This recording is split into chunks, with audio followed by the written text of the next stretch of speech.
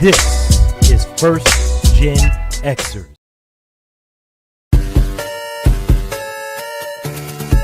Poetic beats, poetic beats, poetic beats, poetic beats.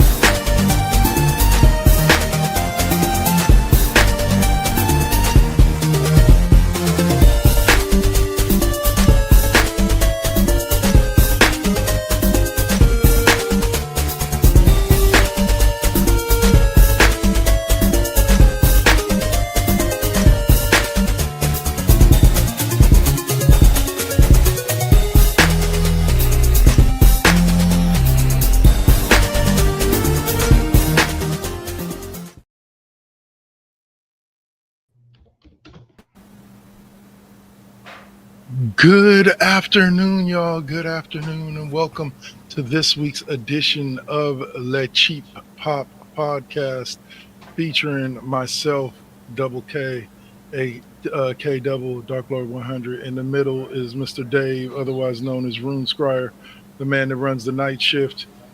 And to his right, the one and only man, the point man, the man with the master plan, now versus then's primary host, the Saint. What's up, y'all? What's up? It's good, man. It's good to be back. All right, so before we jump in, thank you. Yeah, it's been a couple of weeks without you. You haven't been here since we got the new look in, man. I like these surroundings, man. Like I was trying to say before we got on, you gotta keep the faith, man. It was hard, but no, it wasn't that hard. Hey, listen. It happens. Yeah. We opt to get them next time, but seasons change. But congratulations to you, Mr. Dark Lord 100, on Mr.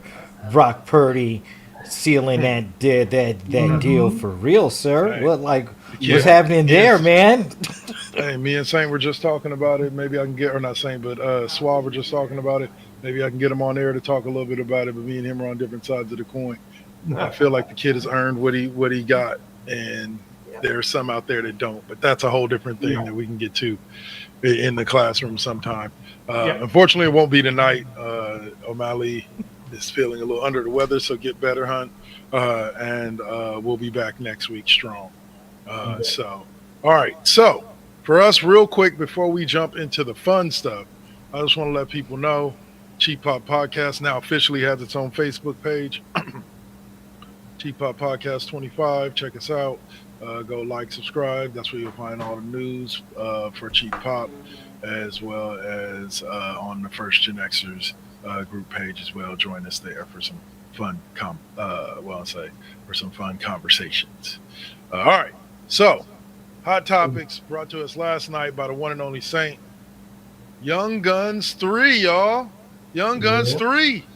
Young Guns 2 came out when I was 17 years old. Yeah. Well, the blaze of glory.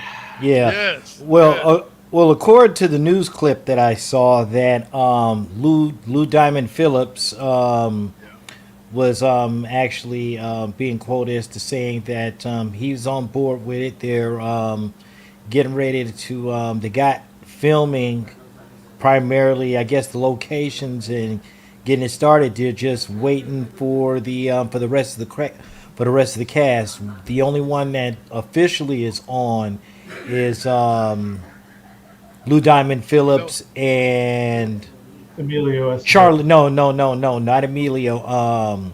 Christian Slater.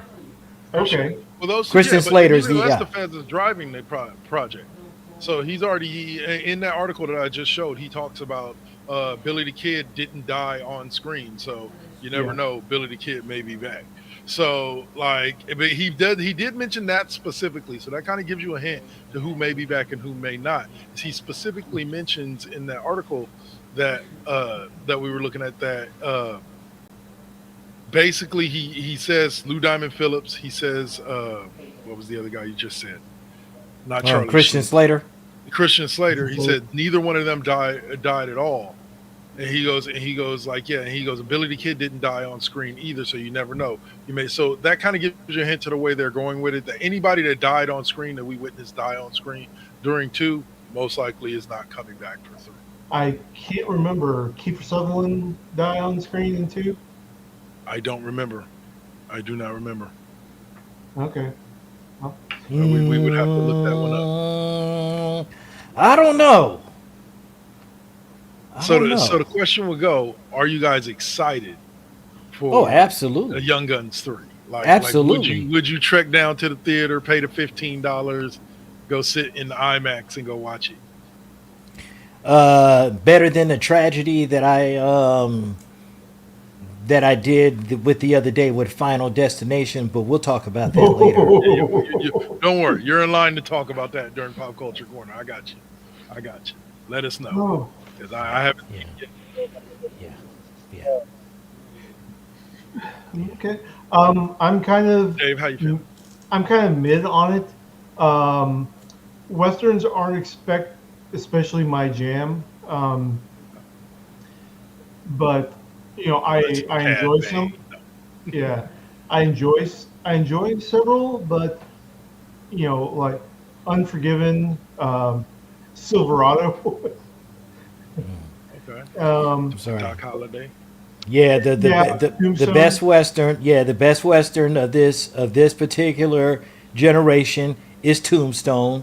Let's Yeah. go ahead and because secretly it was really directed by Kurt Russell, Yeah. and that No, story no. finally came out. The best Western ever created is Back to the Future 3.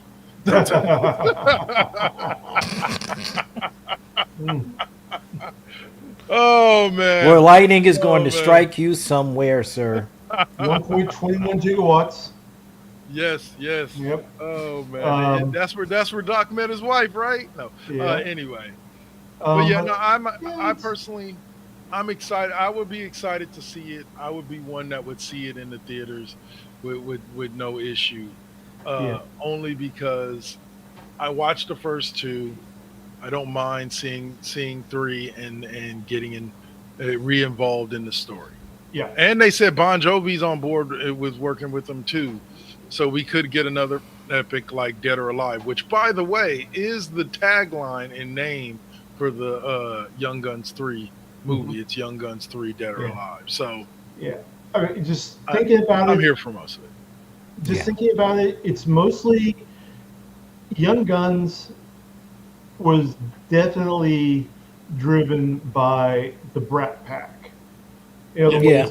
words, it was more about it was the Ocean's 11 of its day. That'd be a fair comparison. Yeah. The writing was I don't know.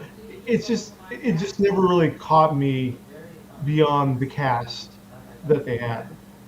Fair enough. Oh. All right. So, hot topic number 2, as we continue to dive into this epic show where we're going to be talking about all kinds, Oh yeah. is Spider-Man Noir TV trailer. Well, they're actually calling it Spider Noir, not Spider-Man. Spider Noir. Okay. Spider Noir. My bad. Hold on. Yeah.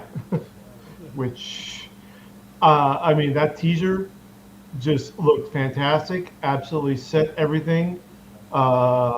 Nicolas Cage has like half a line in that trailer, in that teaser clip, but he nails everything perfectly about it. Okay. Let me speak out in this. Yeah. I've only ever had one issue with anything that Nicolas Cage has ever done. Okay. And everybody who knows me knows this because I've mentioned it like a billion times. The accent in Con Air. if he had just been Yeah, Nicolas yeah. Cage, Yeah. it makes the movie a whole better movie Yeah. instead Put of doing the silly bunny accent. back. Yeah, Yeah. that's that Con Air. That's a performance I would rather forget. Right. Now see, and here's my thing with it. Here's my thing with it. That whole look. Like Yeah. we won't get too sidetracked with it, but that's my whole thing with it. That movie is littered with all stars, and it's a great story. That accent breaks the fourth wall and ruins everything. Yeah. Like it's just like yeah, not no. Yeah. Okay, so I It's- say that to bring it to this. The half a line that Nicolas Cage had in the Spider Noir teaser trailer sounded too much like Nicolas Cage. Like, if, at least for me, like I expected some kind of like, I don't know, maybe they need a voice alteration. Maybe it's just me. Maybe it's just the way it hit my ears. But it sounded a little too Nicolas Cage. Yeah. And so, Well- like, I don't want to see Noir Spider-Man stealing the Constitution. Like that's not my idea of fun. Yeah. But The- it was half a line, so I don't know. But go on. Yeah. Well, the whole thing is that this is going to be a very, very different Spider-Man than we're used to. He's not going to be putting out the quips as he's fighting. He's not going to be, delivering, every other line being, great power comes great responsibility and all that. This is straight up 1930s, 40s film noir. He's using twin 45s Right. in this. Okay, the original Spider-Man noir storyline was fantastic. It was really great. Um, and I think the best indication that you're going to get is rewatch Across the Spider-Verse, because Nick Cage gives us his performance as Spider-Man Noir in that, where they're Oh, collecting. I didn't know he's all- the voice actor on that. Okay. Yeah, he is. Yeah. Okay. So So I'll just go check that out and kind of get an Yeah. idea because, like I said, that half a line didn't sound right to me. yeah, Uh, it's going to be fantastic. I'm going to get a little bit of my dirty old man on right now. I am waiting to hear who they are casting as Black Cat, because Black Cat in Spider-Man Noir, she is a torch singer working for in a mob boss's club. So, let's see who they fit into that black slinky cocktail dress and belt out some so fantastic. many options. Yeah, so many What about the options. girl that played? Come on, what's her name? Siren in not Siren, but the Emancipation of Harley Quinn. She played Black Canary. Black Canary. Yeah, that Yeah. girl. I Yeah. can see her. So. That's right. Journey Smollett. Yeah, Oh, really? Yes. Okay. yeah, Yeah. Journey Smollett. All right. Yeah. Well, I'll say. All right. So, Saint, any thoughts on the Spider-Man Noir trailer Listen, or Spider? it was 30. Well, it was 30 seconds of I get it. I've actually had been following the Spider-Man Noir for quite a while. He's actually made an appearance. Hopefully, if these games come out on Game Pass, if they've been talking about it, but Spider-Man Noir in Shattered Dimensions, and he is straight up like 1930s, like no fucks given, Yep. pretty much. Exactly. Like, This is- he'll throw the quip, he'll throw the the occasional Right, quips, but but he's it's more- talking shit too. Yeah, it's more Humphrey Bogart Yeah, than it is Peter Parker. yeah. So, So it's crazy, but yeah, I'm really looking forward to doing this, and then that'll be how many times? How many times Nicolas Cage has been 3 superheroes now? let's see, What, are you Spider-Man talking about Noir. the Ghost one he was in Rider, yeah. Hitman? Or not Well, Hitman? no, Ghost Rider. Ghost Rider. Then you got that phony ass scene with Superman and in the Flash. Oh, right. Yeah, right. The Nicolas Cage version. because that was supposed to be the Tim. I thought you were Burton talking version about of his character Superman. from Kick-Ass. No. Oh yeah, I forgot about Big Daddy. Yeah, that one Yeah. too. But Yeah. yeah, Yeah. he's probably played like 4 superheroes. Fuck. Interesting thing Now about that's Nicolas it. Cage, Go ahead. the Nicolas Cage Superman bit. That was a Oh. Superman project that they brought Kevin Smith onto to script, and the producer said, "Hey, I love the script. It's really great. I just got one question. Who is this Kal-El guy they keep talking about?" Oh my God. The producer of a Superman film literally asked Kevin Smith, "Who is this Kal-El guy?" That's it. Oh my goodness. Like yeah. I still think Kevin Smith got robbed on that one. He did, but it's more. because It's like, he, yeah, Yeah. he just kind of threw up his hands and did a Homer Simpson back into the hedge. with have that. you ever watched the An Evening with Kevin Smith? Oh yeah, Yeah, and he tells the story, and it's hilarious, and it's a hilarious story that he tells about the fact that was the guy that was directing it at the time kept wanting to make Spider-Man fight a giant spider. Superman, Or right? Yeah, it makes Superman fight a giant spider, and he's like, no, Yeah, that's no. not who Superman Yeah. fights, like no, and he's like, well, yeah, but and he kept pushing for it, like finally, like you said, Wasn't it Kevin the Smith same? washed his hands up. Wasn't it going to He be the wants- same director that did Wild Wild West? Yes, Yeah, and okay. he said he went and saw it and understood. Yeah. Dude finally got his gigantic spider. Yeah. But yeah, great movie, by the way. Check it out. Yeah. Oh yeah. Well, I'll say, all right. So let's see. There we go. Okay, so all right, so that will lead us. We'll lead off there with that, and we will jump directly into.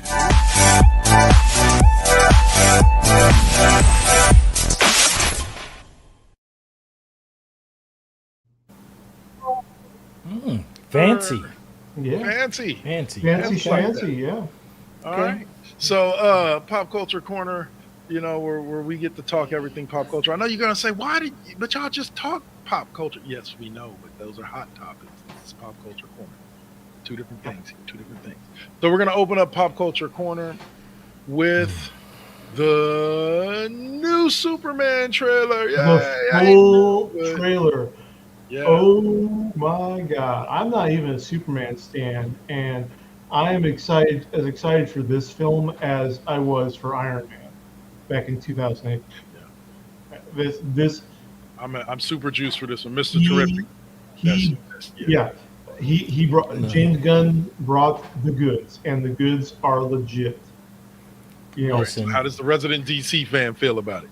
Well, here's my whole thing. This whole thing, DC they're really putting this together because have you guys seen the Peacemaker? Have you guys seen the Peacemaker trailer? No, Not but yet. yeah, not yet. Okay, then I don't want to spoil it for you, but I will put it to you this way. There is a very special connection to this Superman movie, and it's really gonna go hand in hand. And I think James Gunn is really gonna, set the standard for this one because it's not called the Justice League, it's now called the Justice Gang. And it's also Maxwell Lord is going to be in charge of it, which you can understand. That's why they're called like corporate suits. That's one of the reasons why Green Lantern or Guy Gardner, with the mop, with the mop cut, With the bowl cut. the only bowl I need. Like, what the fuck was that? Yeah, Yeah. yeah, but. Well, that's Guy Gardner. It's classic 80s Yeah. Guy Gardner. Yeah. Oh, yeah, but he's still an asshole. But Oh, yeah. no. Oh, yeah. He's big. He's a jerk. Yeah. Yeah, but he's playing that role. He's playing it just like that. So I'm really gonna enjoy this. I see that the engineer is We coming are, to play and on we are that getting Metamorpho. we are getting an Authority film later on as part of Yeah, Phase One. I yeah, looked at the whole thing for Phase One. We're going to get the Authority. We're getting Frank Grillo in the live action Sergeant Rock. yeah, He voiced Rick Flag Sr. in Creature Commandos, Okay. and so yeah. we're You going, mean yeah, Rick? Yeah, yeah, but no, but he's going to be in the Sergeant Rock film. yeah, So um, yeah, so all this stuff. There's questions where some I've seen online. Some people are speculating that the quick flash that we've had of um, the prison cell scene right. in there. Um, that there's links to Legion of Superheroes. Um,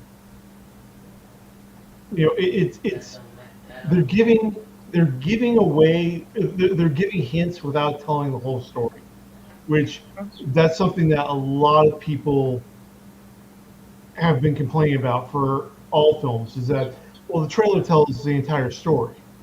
Right. So they're back to giving the good peaks, but not spoiling the whole story.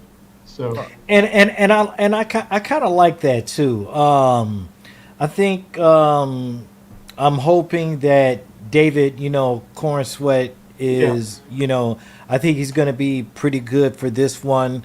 They are leaning on going more towards the Christopher Reeve element because you hear so much of that music hmm in this film trailer. Like, okay, they're giving it the Christopher Reeve feeling, but right. not so much as being Christopher Reeve. Like, They're you have not to be able to hope they're because not that's they're not repeating the mistake of Superman Returns, yeah, where they yeah, forced everyone to act like Christopher Reeve.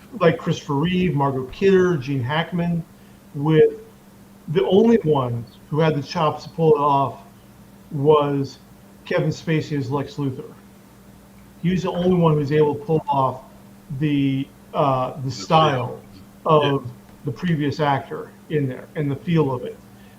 Brandon Ruth, great, great character. He got his redemption arc with the Arrowverse, Yeah, but um, yeah, it just they were too young to really successfully do that. But my big thing from the trailer, the interview between Lois and Clark, where she is she is going full court press in a way that journalists seem not to do anymore. And right, she is doing, and she pushes Clark to the point of him standing up and shouting, "People were going to die." Yeah.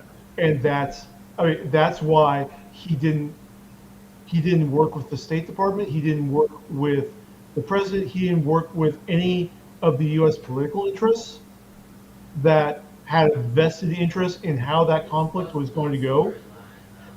All he cared about was saving lives, period, right, on both sides. And that's the thing. This is a very different Superman. He is, he's not here to be the personal enforcer for America's political agendas. He is here to save humanity, to light the way forward for humanity. 100%. And so, all right. So there is one other aspect I'm going to touch on with you guys from the Superman trailer, and it was from a post that I read on Facebook about an hour before we jumped on there, where they talked about how they hope that the new James Gunn Superman focuses more on the Kents as Superman's strength than Krypton and right, and his connection to Krypton. Now I find this ironic because in my personal opinion, I agree with a lot of people in the comments that both parts of Superman are equally as important to the character as a whole.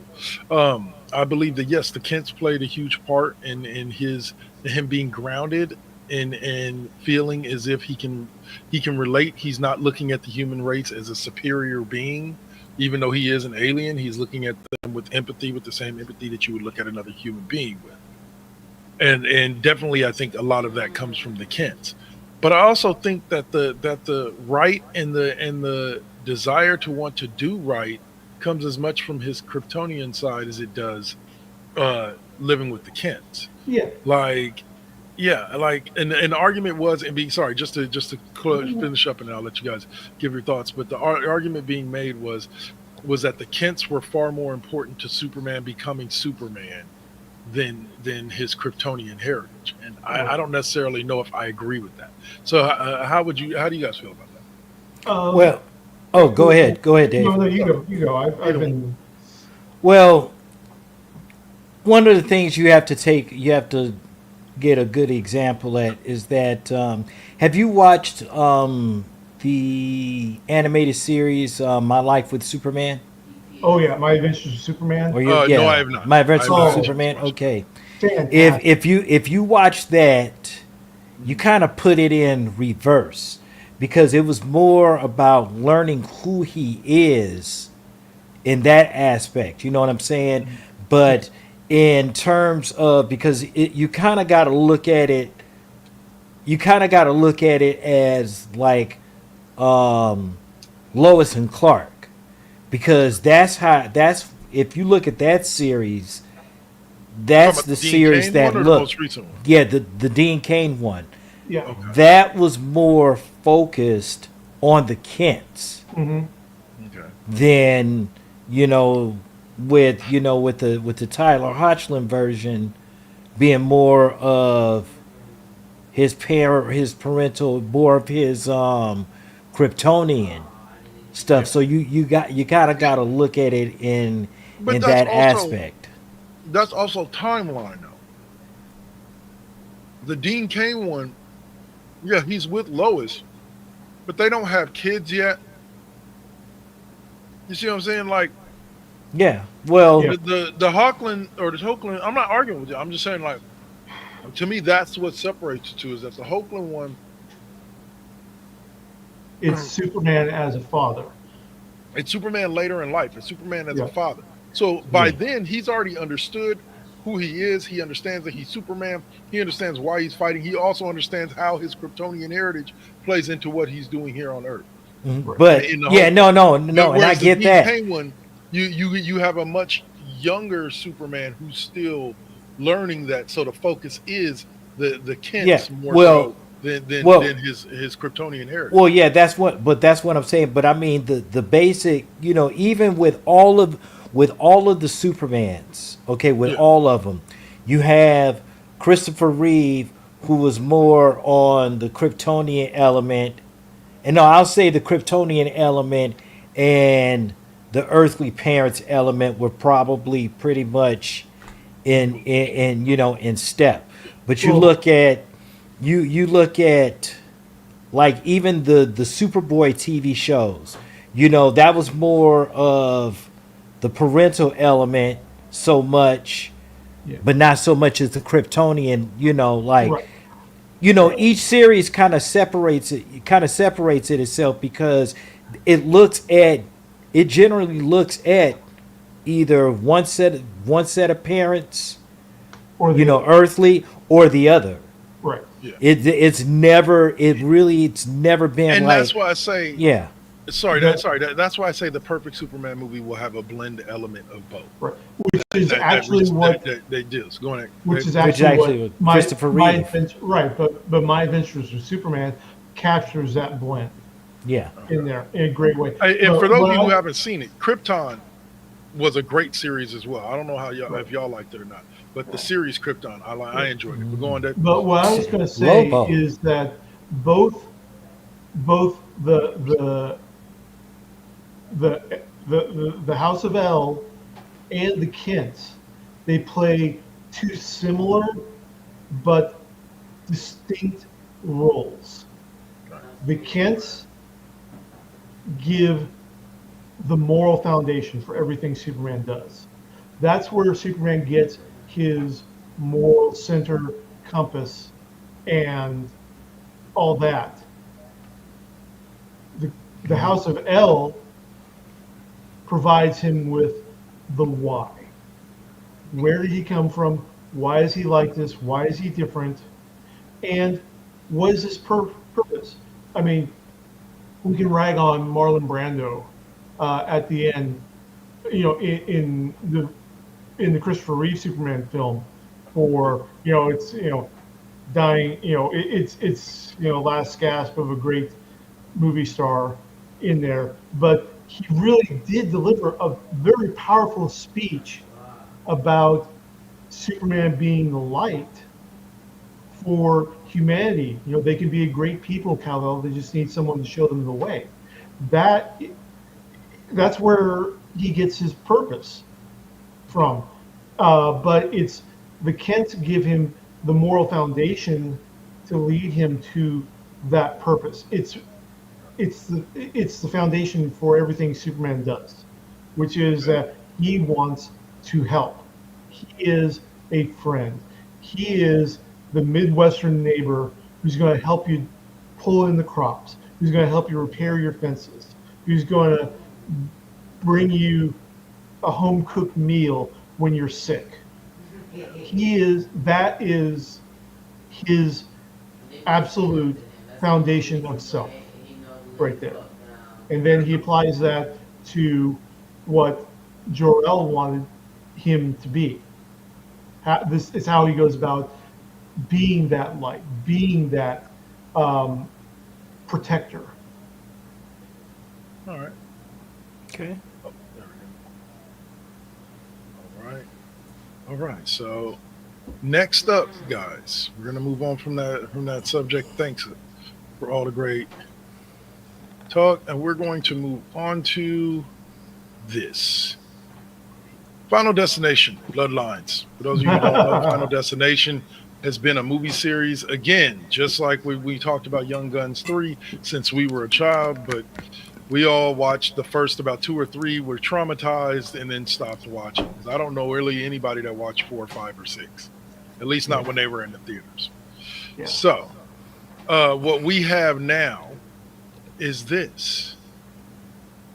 The one and only Saint is going to give us Bloodlines review. Tell us all about it, brother. All right. Pretty much, this ties into because me and Roxy, we went to go see this movie, and we were dragged by a friend of ours who I regret. Yeah. Anyway, the movie pretty much entails, it gives you this whole story about, like, this was like all the people that existed in all of these movies. This was it. Like, it's at the end of the line. Like, there is really, like, this is Death's last calling, okay? It started off with a vision in the 50s, and the shit was just like buck wild crazy, and it just goes from there. All right, it's like the end of the line. Like, anybody who existed, it's done. I will say this: Tony Todd. Oh no, hold on now. Wait. Mm-hmm. Just a minute.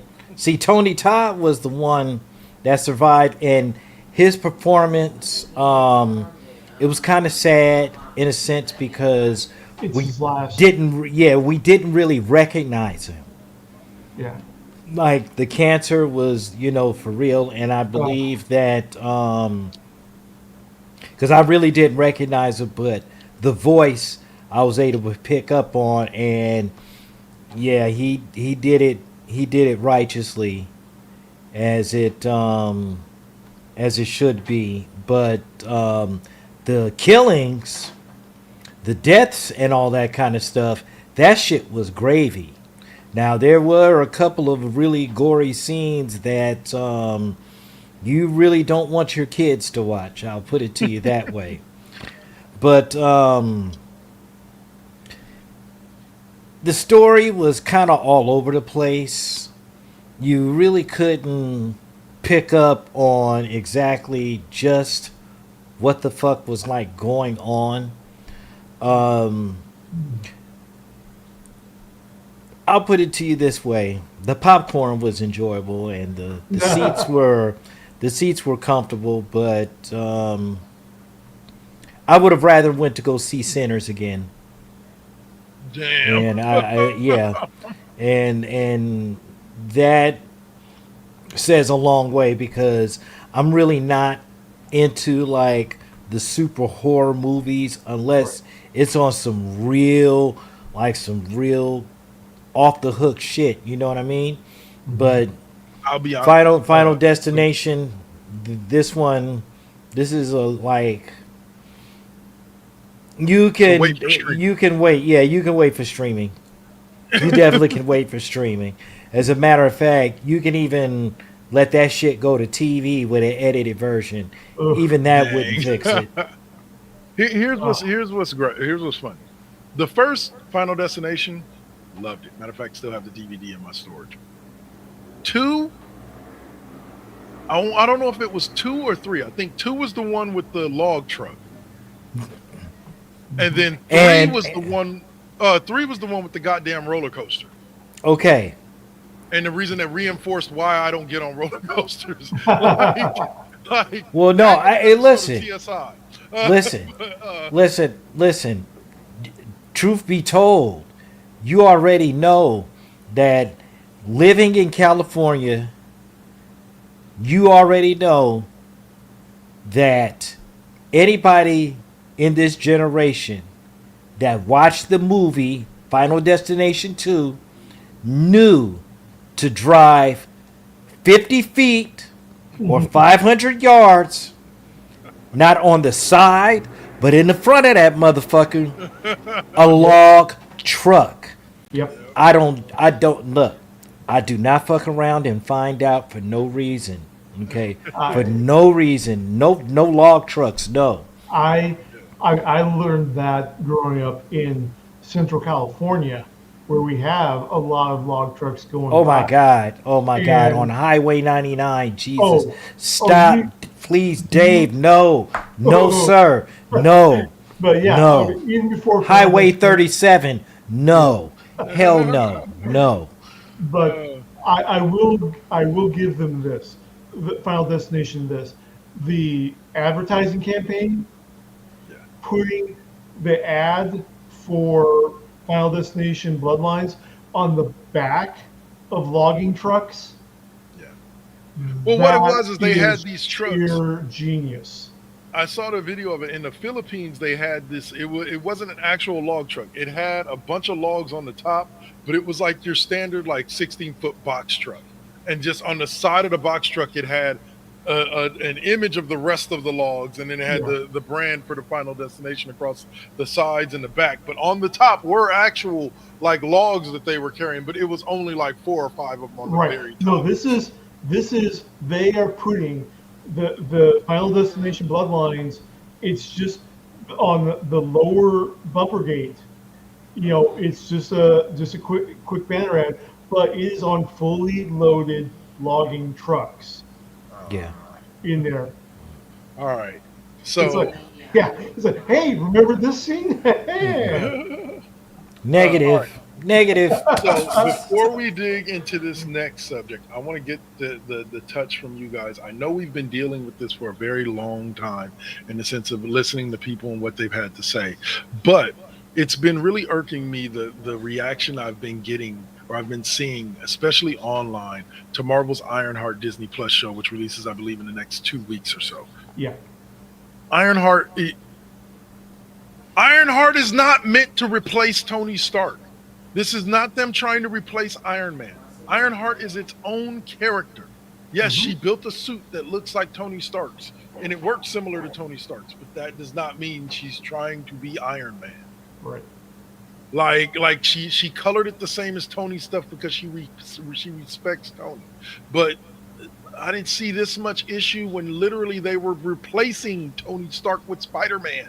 I didn't see this No. much of an issue. Yeah, exactly. And that's, you know, we all know what this is really about. So, um, I look, as the absolute 100% Iron Man stan in this group, I will say I didn't grow up with Riri. I didn't necessarily like how they introduced her in the comics. I think there could have been better ways of doing it because they're setting it up in the way that they had it set up in the comics. We all knew Tony was coming back at some point. Yeah. There's so much more story they could have done with Riri. But I'm still excited to see this because her character Yeah. in Wakanda Forever did not annoy me like at Right. all. As much as everybody's like, "Oh, that character just annoyed the shit," it didn't. I loved it. yeah, I loved it's- every minute of it. Yeah, she's different. She has different perspectives. Um, she has different ways of seeing the world, and she is the opposite of Tony Stark. Tony was a child of privilege. They both. The one thing that they both share is genius, Yeah. and they both have different perspectives on how the world. Because Tony, child of privilege, Riri, straight off the streets of Chirac.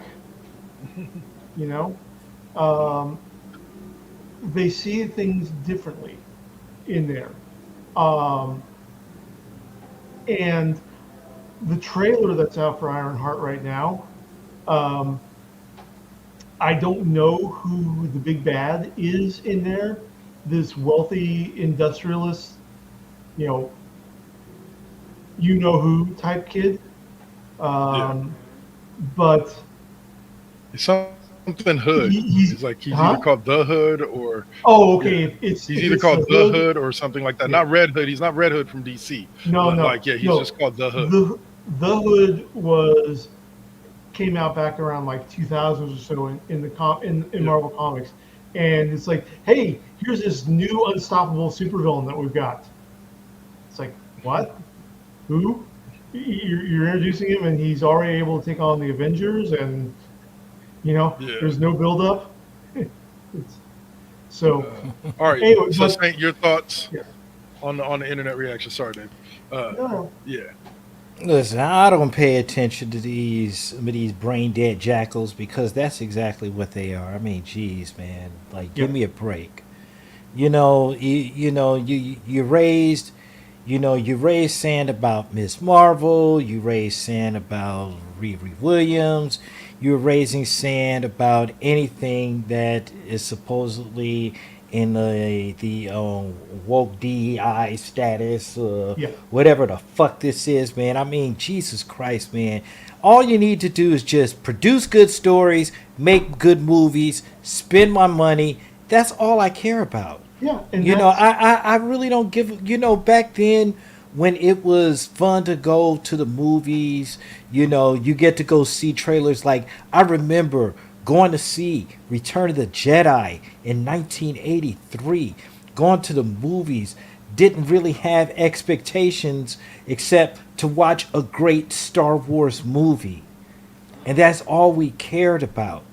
You do this now, like 40 years later, it's like, Yeah. who gives a fuck? Just make a good movie and shut the fuck up And and that's- watch. And that's what the MCU has been Jeez. doing.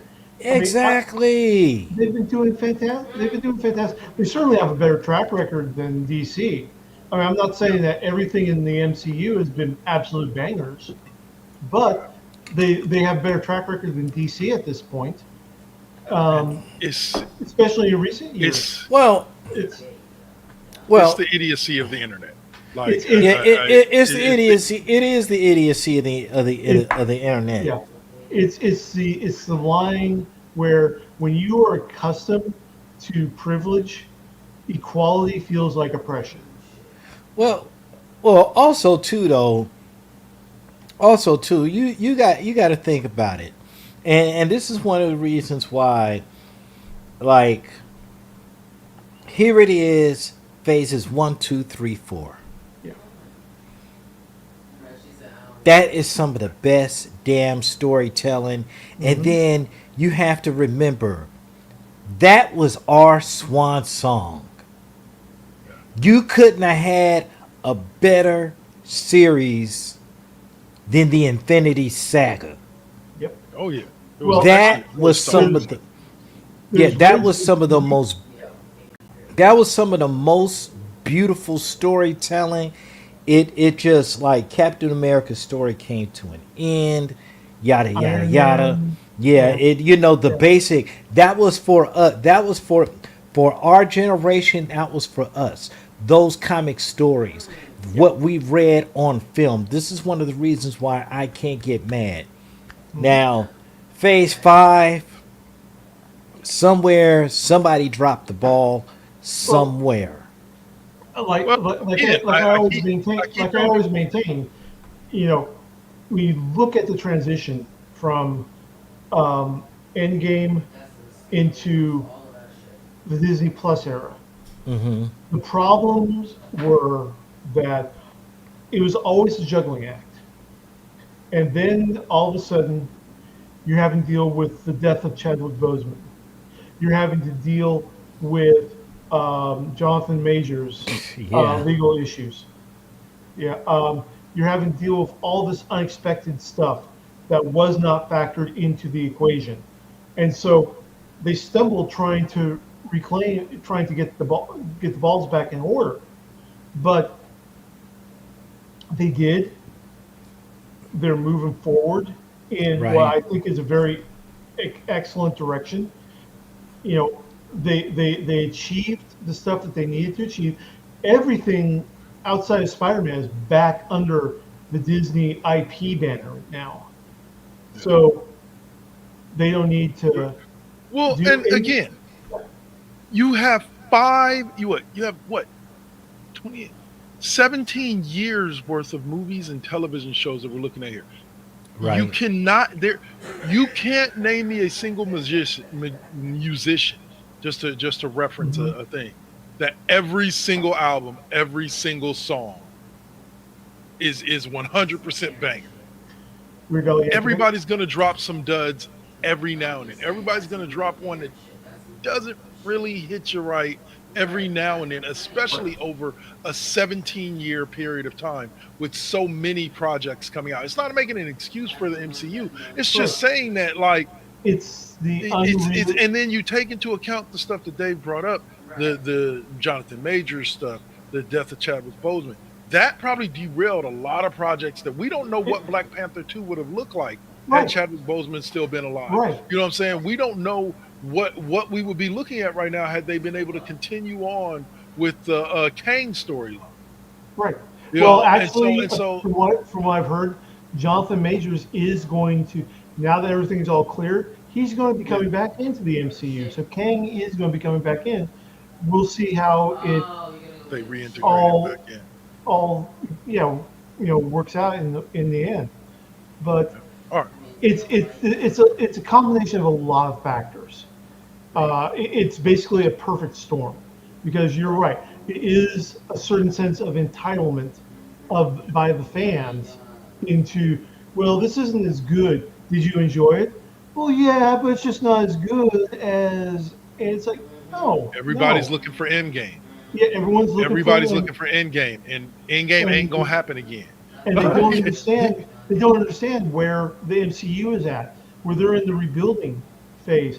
They're in the rebuilding and integration phase right now because they got to bring in the X-Men, they got to bring in Fantastic Four, they got to bring in all these other Well, things. I say it like this for those sports fans out there they can agree with me.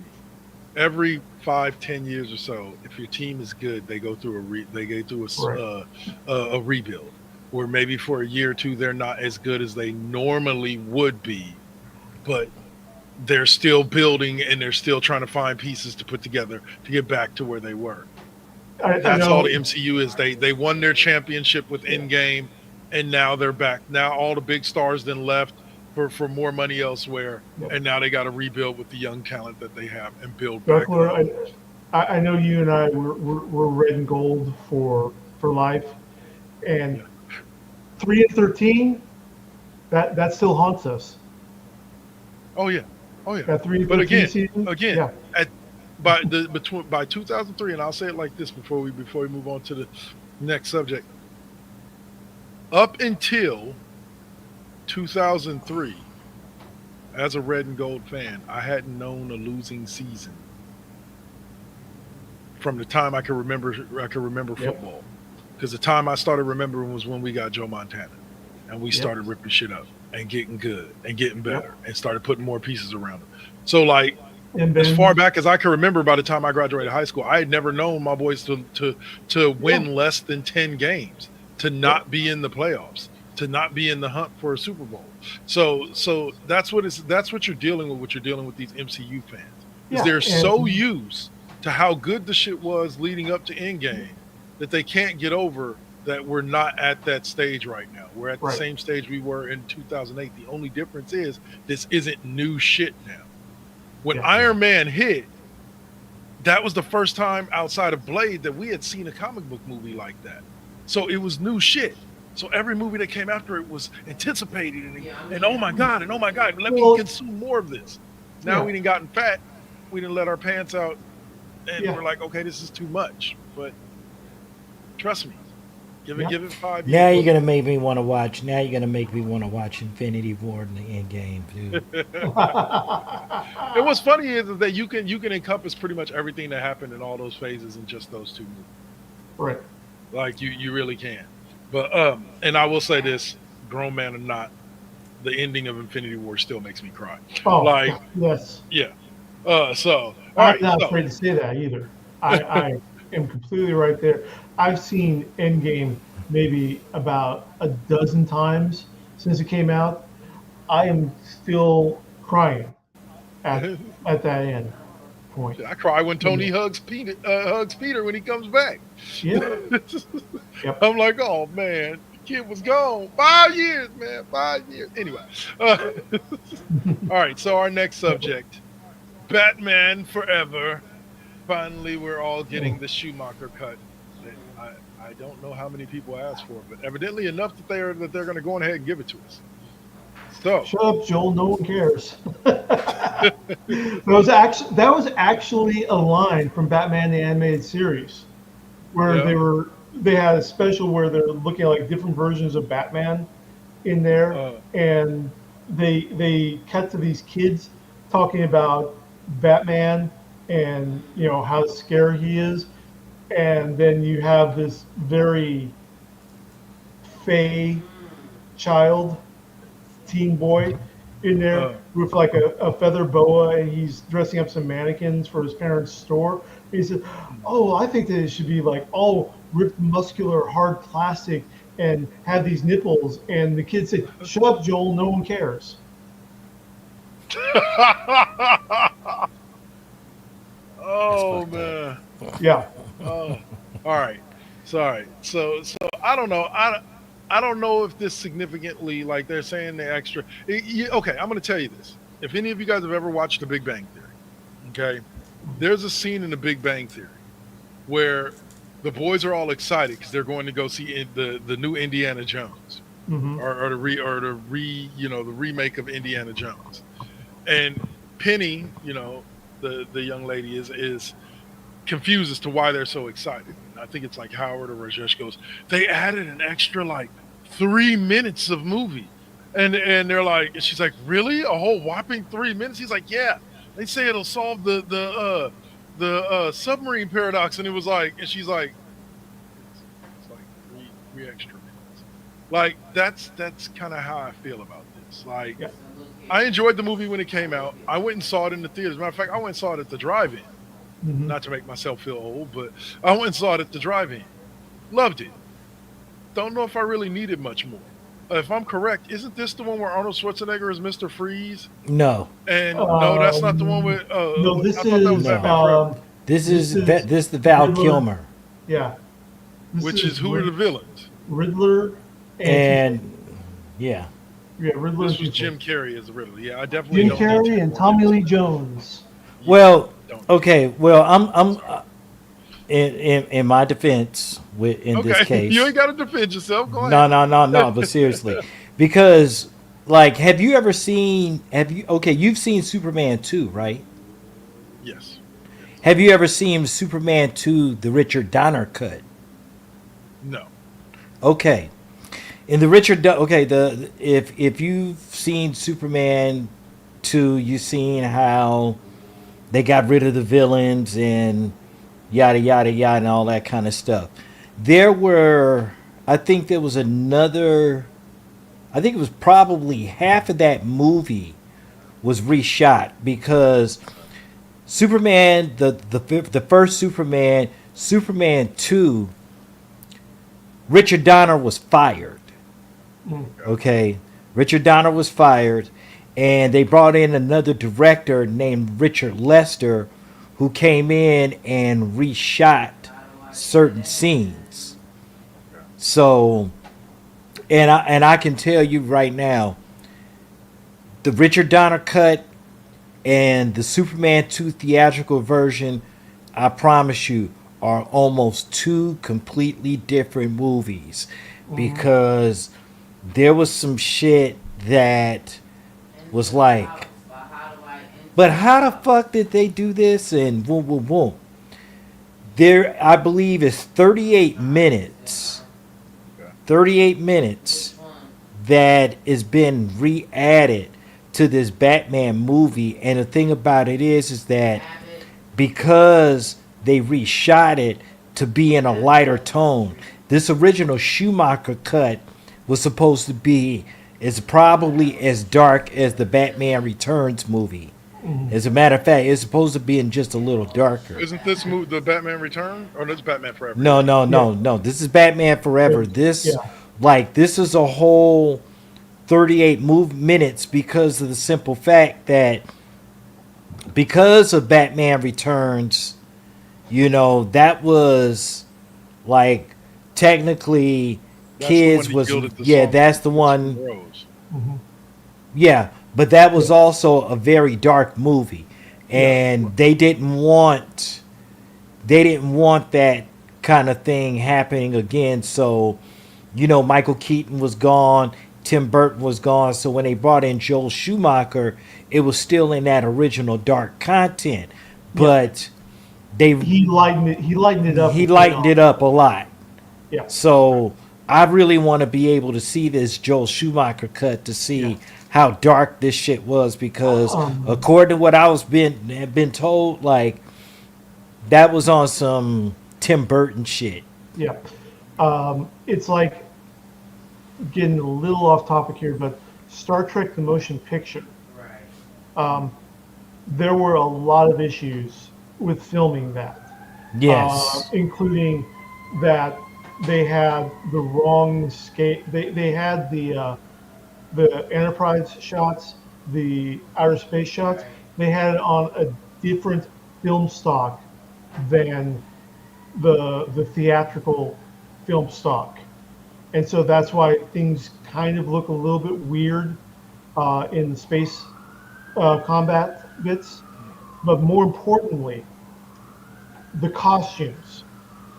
Okay, the costumes that unitard or the pantsuit thing, The pajamas. yeah, the pajamas, they were actually designed for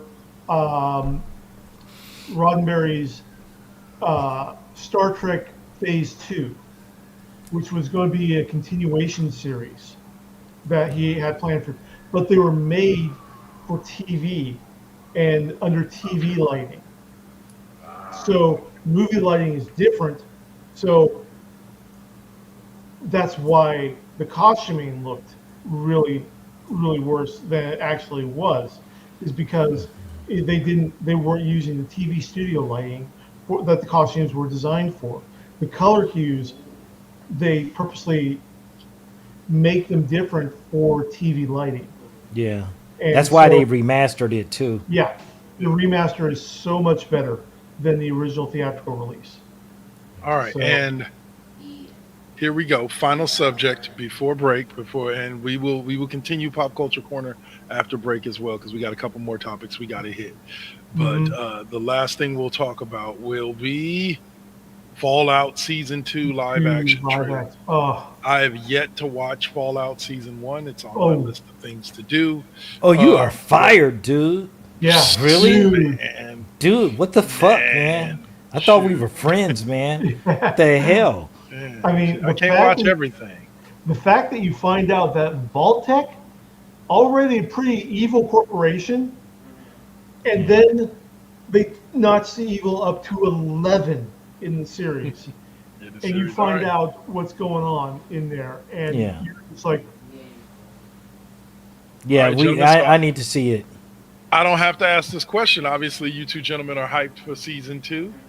Oh, real quick, was anyone aware, and Dave, you might know, and maybe we can talk a little bit about that, but why did I just find out that there was a Voltron film shot in Australia with Henry Cavill? They're shooting it right now, I guess. It's done. It's over. It's in post production. Yeah. Okay. Oh yeah. I that's snuck under my radar. I think Dark Lord talked about it a week or two ago. In there, I'm like, what? Really? Man, I've been out of the game, one of the man. hot topics. Yeah. It was one of the hot topics. So I okay, sure, we'll see it. We'll see how it's going. But I want to say, but it's going to Amazon though. Yeah. Yeah, but graphically and CG wise, this is the perfect time to do it because we actually have the capabilities to do it. Yes. So I'm here for it. Like, it won't look chunky. It won't look like a bad Godzilla movie. Like, it will actually look pretty decent, and they can get as close to the storyboards as possible. I want my vehicle force, damn it. Is that so much to ask? Is that really so much to ask? Vehicle force came before the Tigers, yes? No? There's well, okay. Actually, they were the first. Yeah. I hate to say it. Yeah. Because the vehicle force, then there were 3 robots that was actually Voltron 2 in the middle universe, and then the third Voltron, which are the Lions, is in the far universe. Right, which I think that Lion Force came out in syndication first. And that's when they switched to Vehicle Force, everyone's kind of like, what the hell is this? It's like going from G.I. Joes to like Visionaries. No. That's like the first 4 seasons of X-Men, and then you get the 5th season of the original X-Men. Come on now, y'all. Yeah. They changed the whole animation. You was like, what the fuck is this? Whoa, what the hell is that? Wait a minute. Damn it. No. Wolverine is looking a little soft, bro. Like, for real, man. For real. I know. Are you talking about the most recent season of X-Men? No. I'm talking about the very last season of the X-Men on Fox. If you go back and look at that, they changed that entire animation, everything, and like 1, 2, 3, 4, and I'm telling you, Wolverine was looking kind of soft. I'm facts, bro. Like Dave will tell you.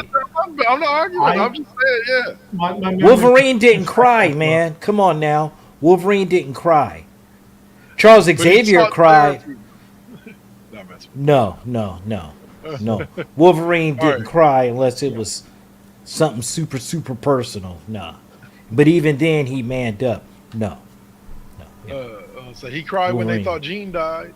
Yep. Well, that's behind because Gene wanted. I know. Because he wanted to hit the skins, man. You know what I'm saying? Like, he was trying to go full throttle. Like, he could have. He wanted to shish kebab Cyclops, man. Like, man, get the fuck out of here. Oh, man, bro. All right. And on that note, we'll go to break. And when we come back, we got some more pop culture to talk with you before we dive into the wrestling and get Yeah. involved with all of that. With Raw Little, and SmackDown. little matter of a little Star Wars series called Andor wrapping up. Yeah, That's I'd say if someone you like is not. if you like Andor, we're gonna have Yeah. a lot to talk about there. Oh yeah, So, we got thanks a for lot joining to us. unpack. Oh yeah, this is the Cheap Pop Podcast. I'm Dark Lord 100. That's Dave. That's the Saint. We'll catch y'all after the break. Peace. You got to keep it, keep it. You got to keep it lovely. You got to keep it, keep it. You got to keep it lovely. Success comes right after the struggle. I ain't even giving up on whatever I wanted. The tragedies I've seen, I can't even stomach. Most of y'all weak as shit and would've started running. Every time I make it back to the crib, I'm thankful the Most High let me see all of it. Grateful I'm lovely, and I'm being real with this. Please don't judge me, I'ma stay on my shit. I'ma keep a grind mode button, push it, make it do something. No balls for me, cause I'm a loose cannon. I get to choose, camera switch it up, look up a new banner. Keep smoking on that banner. Just wanted to get a bite.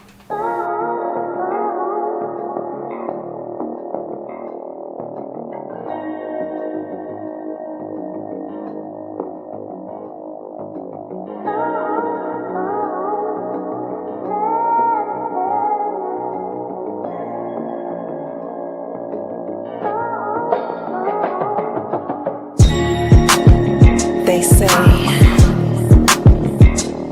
that beauty is in the eye of the beholder. But the definition of beauty is distorted. Yeah. Come on. Searching for yourself, so insecure about the way you look, so you go to Miami. You can't find the love within yourself.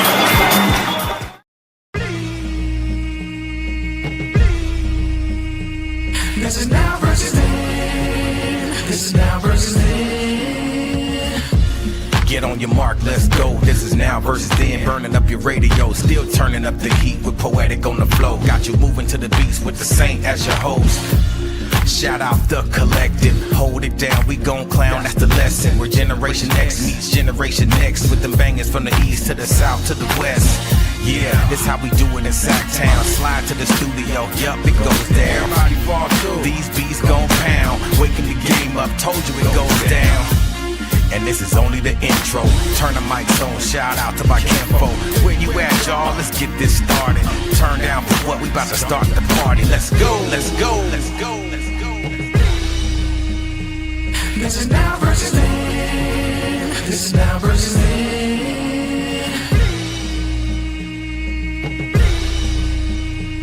This is now versus then. This is now versus then.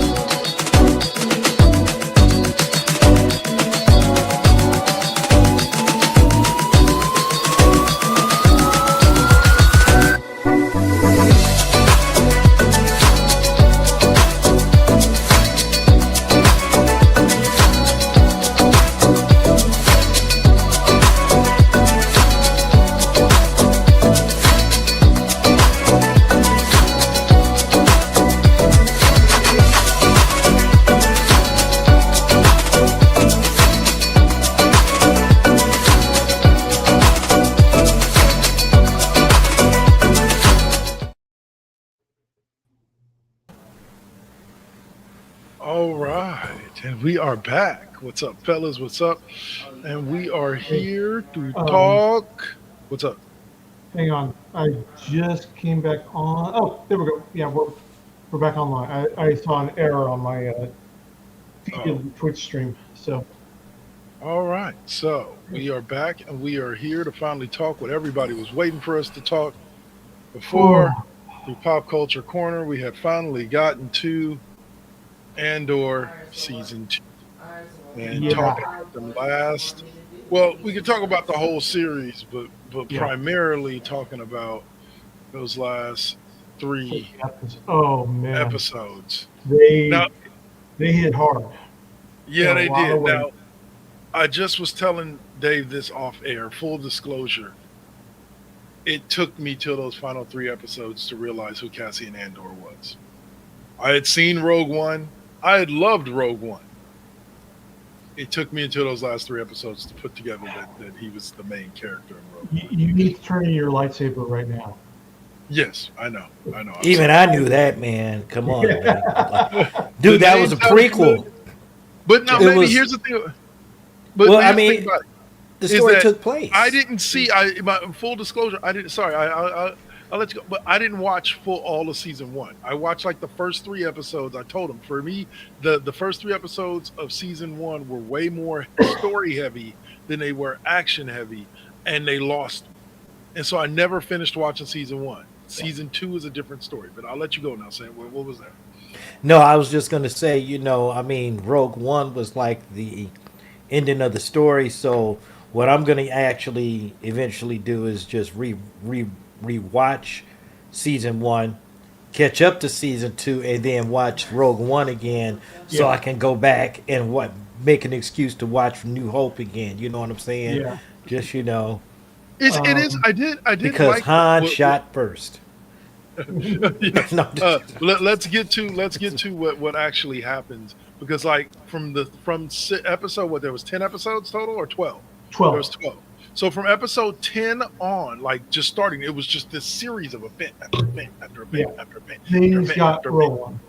Yeah, of things, and it all started with was episode 9 or episode 10, the Gorman. I think episode attack. 10 was the Gorman massacre. Yeah, the Gorman massacre. Or no, episode 9 was. I have to look back on that. But real talk. Like, man, I'm just it was hard for me to watch that series. Yeah. Or that episode. It was just difficult for me to watch, considering that like it all started because somebody from the Empire shot one of those security guards and got it all going. Yeah, it was because the whole Gorman massacre was a Imperial false flag. Right. We have peaceful demonstration going on because Gorman was a critical planet for the Death Star project. They were the only planet that had a power source, not the Kyber crystals, but the fuel for the Death Star. Yeah. And so the Imperials had to have a casus belli. They had to have a reason to take absolute control of the plan. So they started off with restrictions until there was an underground that was created on Gorman, which would be like a underground forming up in like Connecticut, okay, like a rebel cell in just this extremely affluent planet. Yeah. Okay, so there were a lot of issues going up, but when the Gormans finally decided, they're doing peaceful. They're trying. They're singing. They're singing. Yeah. They're basically singing like "We shall overcome," and then the Imperial garrison, they've got their riot troops out. They've got their because they want to prevent quote things from getting out of hand, and then an Imperial sniper shoots one of the Imperial security guards to light the match, to light the dynamite. And then it turns into this absolute bloody massacre with all the protesters are in a plaza. Imperials are just laying down fields of fire in there. They're fighting And- back. They were fighting back. The Gorman Rebellion was fighting back too. Right, they're And- fighting back in there as well, but they didn't have nearly the firepower that they needed. Oh no. Oh no. And Once they released the robots, like it was over. Once Yeah. they released the droids, it was over. it was all over, which ties into the origins of everyone's favorite, well, second favorite. Chopper's my favorite homicidal Star Wars droid, but K2SO4 runs a very close second. And What we get to K2SO4's origins where he's basically kind of semi-blown apart, and Cassian. Well, the one rebel Yeah. runs into him with the truck and cuts Right. him in half, Yeah, and then Cassius ends up taking him home. Yeah. But yeah, that scene it shook me. Like I'm not gonna lie, like watching it all go down. And I'll be honest with you, the part that shook me the most, beyond stormtroopers not being able to hit a target that's literally 20 feet in front of them, was again the release of the droids. When they released those droids were literally just walking up to people and slamming them on the ground to kill them. Like just throwing bodies left and right. And it was just like, what the fuck are you gonna do? There's nothing you can do. yeah. And and so people started to but at that point they were grabbing innocent. Hold on. Okay. But yeah, it was, and all the Imperial media, the news coverage, they're just talking about how all these radicals on Gorman just slaughtered the Imperial garrison and complete. Imperial mortar. Yeah. And yeah. No, No, that's literally it's what like- they call them in the shows. The Yeah, Imperial they call them the martyrs. Yeah, the Imperial martyrs, Imperial martyrs that died at the rebel which resurgence today. yeah, and Mon Mothma gives this absolutely fantastic speech in the Imperial Senate about the death of truth Yeah. and how it gives rise to evil and . Meantime, we've got the ISB desperately trying to shut down the feed from the live feed from the Senate, and nothing's working. They have to cut power to the entire Senate chamber to shut Mon Mothma up. But And they then don't. that's- She gets her lines out. she gets her lines out. Yeah, and she's all done. Cassian whisks her away to Yavin 4. And then we have the wrap up for Luthien Rail and his assistant, Clea. The art gallery, the guy, Luthien Rail, the guy who basically built the rebellion from scratch. Yeah. In there. And Dedra, the female ISB agent who's been trying to uncover where the leak is in everything in there and how the rebels are access the agents. She's codenamed Access. She goes to confront Rail in the store, and Rail is just acting like, oh, well, welcome in, happy customer, and showing her. He shows her like this Bleeding knife. ceremonial, yes, bleed knife in there used in ceremony somewhere. And then Dedra just said, well, I have an interesting artifact I'd like to show you, see what the value's worth. And then she pulls out of her briefcase one of the blasted Imperial communists that the rebellion was using to make contacts. And so she is basically, I've dreamed of this moment for so long and so many days of how this confrontation would go. And meanwhile, Rail has turned his back to Dedra, and she's going on, she's getting her gloating moment on. And then when she goes up to Rail and turns him around, he shanked himself with the knife. He knew the jig was up, and he killed himself rather than be captured to be tortured for information. After he had already Now, tried to burn the comm units in the back of his store. I was going to say, and that was important because his assistant was supposed to be the one to do that. And But he told her no and told her to go. Right. So he wasn't even supposed to be there, like for Deidre to catch up to. Yep. And so, and before that scene happens, Rail meets with his ISB insider, Lonnie Young. Yeah. And Lonnie spills the beans about what he knows about this thing called the Death Star. The Death Star, like, And Death so Star, Rail needs to get information to the Republic. And Lonnie wants to get out. He's done. Once he realized he's put all the pieces together, and he realized that he's very much on the wrong side of this war. Yeah. And so he wants him and his family to go out, get out of there. And so he gives the information to Rail as a show of good faith, get him and his family out. And then we'll find out later that Rail snapped Lonnie's neck in the middle of a Coruscant park under an underpass so that there would be no traces. He was covering his tracks. So it just, yeah. I had a yeah. Leonardo DiCaprio in that meme moment. Yeah. When they said the multiple times that they say Death Star, I'm like, oh, there it is. There it is. Yeah. Yep. They're talking about it again.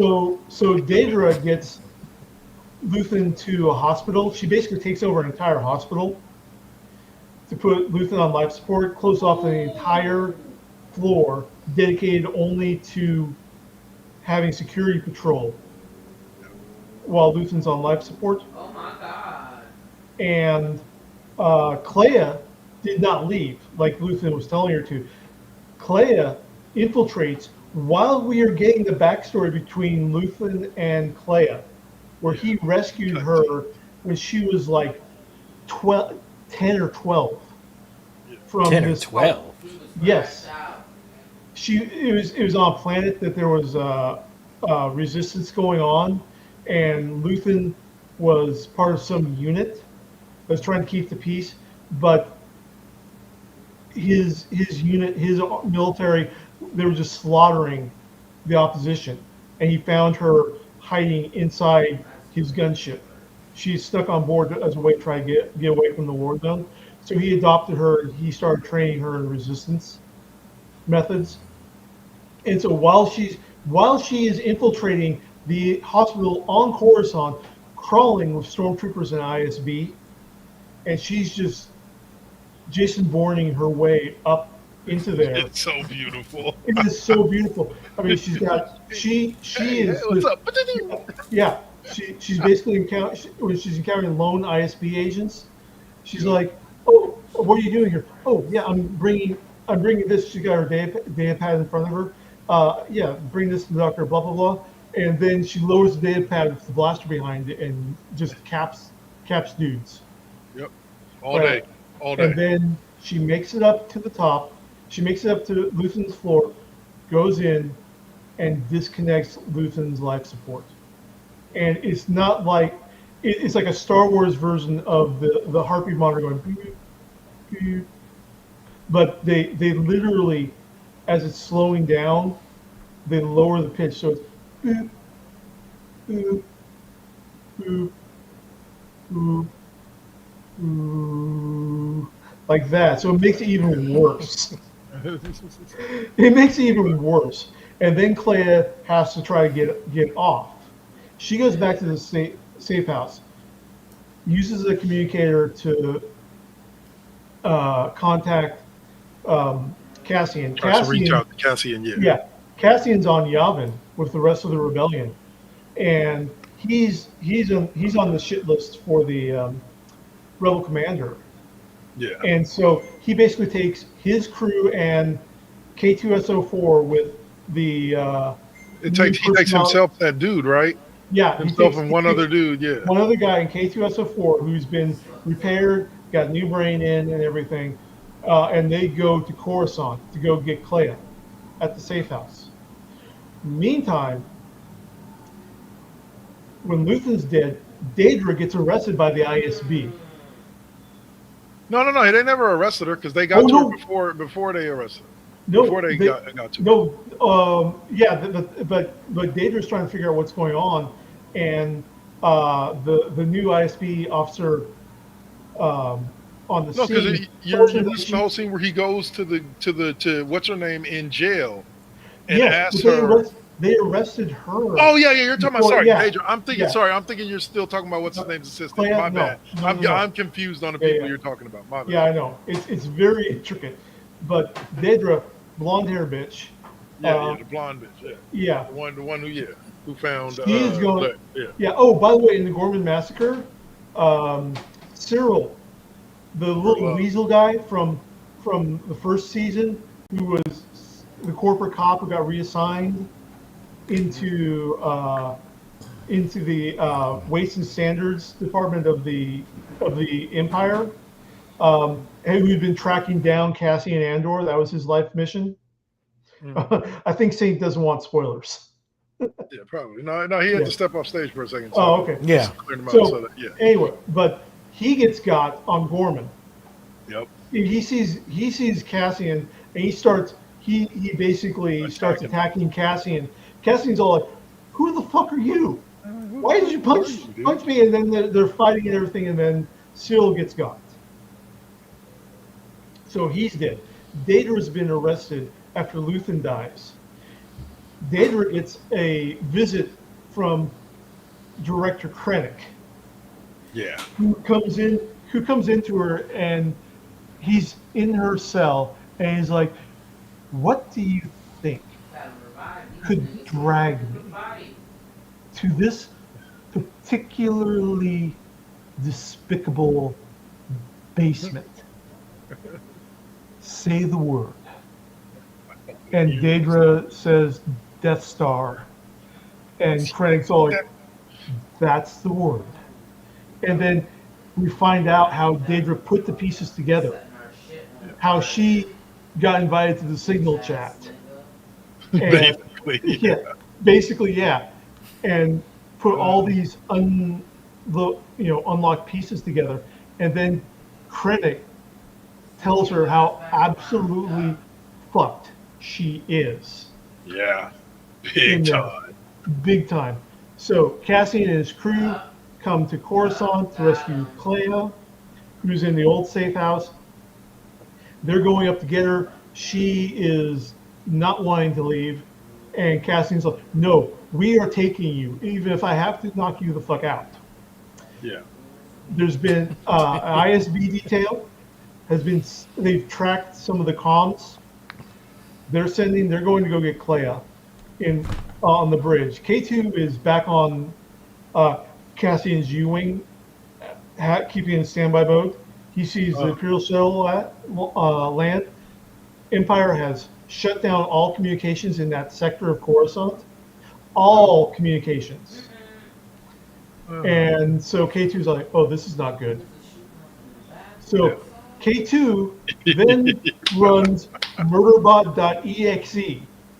Yep. He goes on to the bridge between the landing pad and the apartment complex, and there's an Imperial trooper there, and he's like, "Oh, hey, Imperial security droid, are you here to back me up?"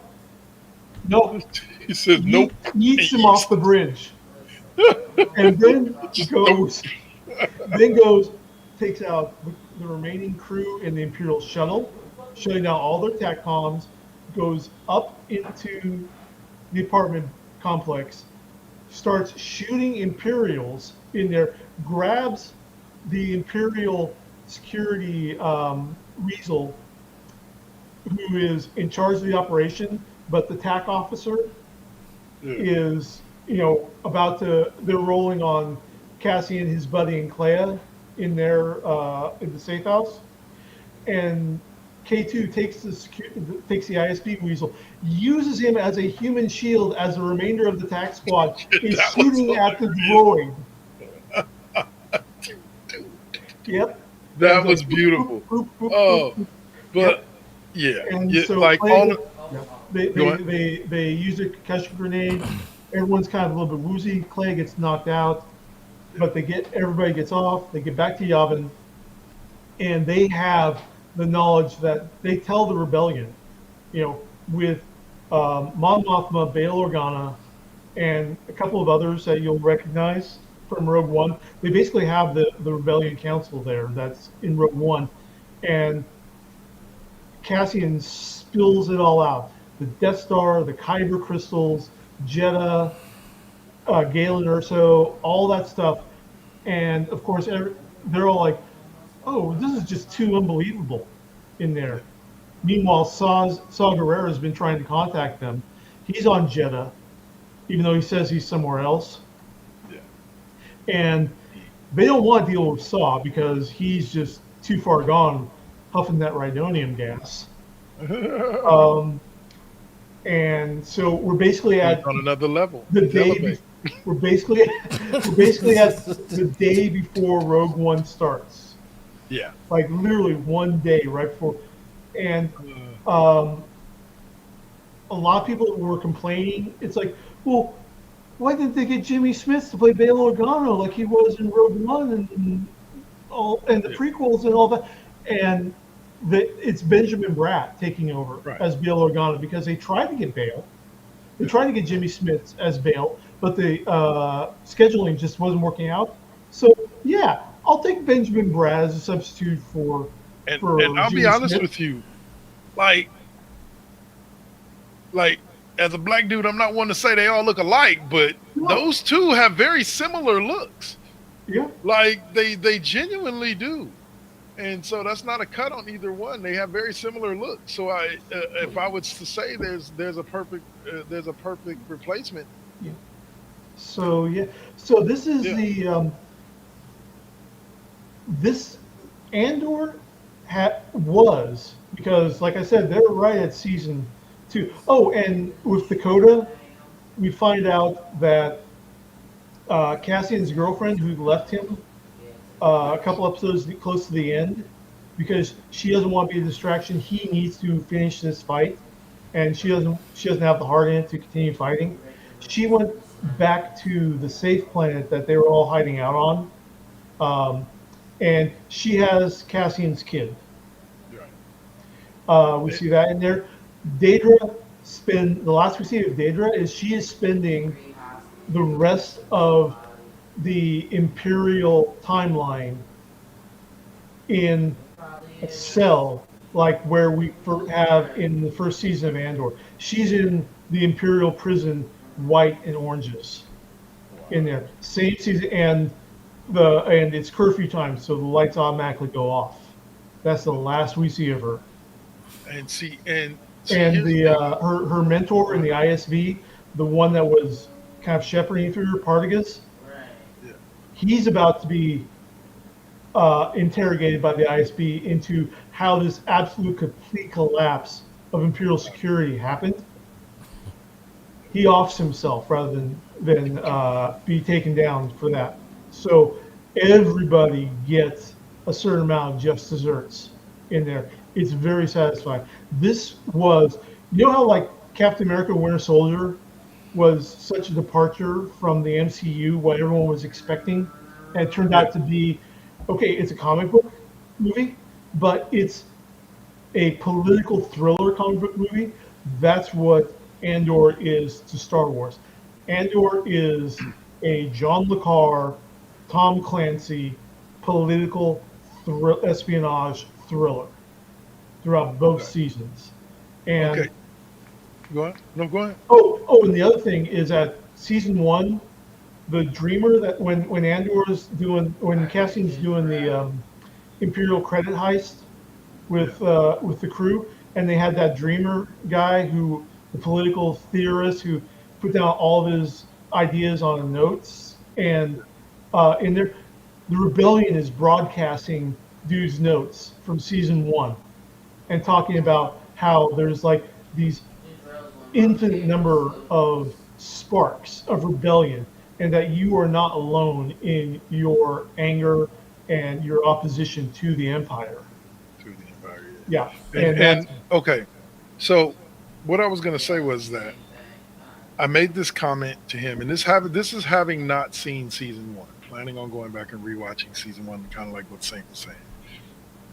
But in this season alone, to me, it did a better job of giving us the growth of the rebellion and why the rebellion grew the way it did Mhm. than any other Star Wars product that I've seen.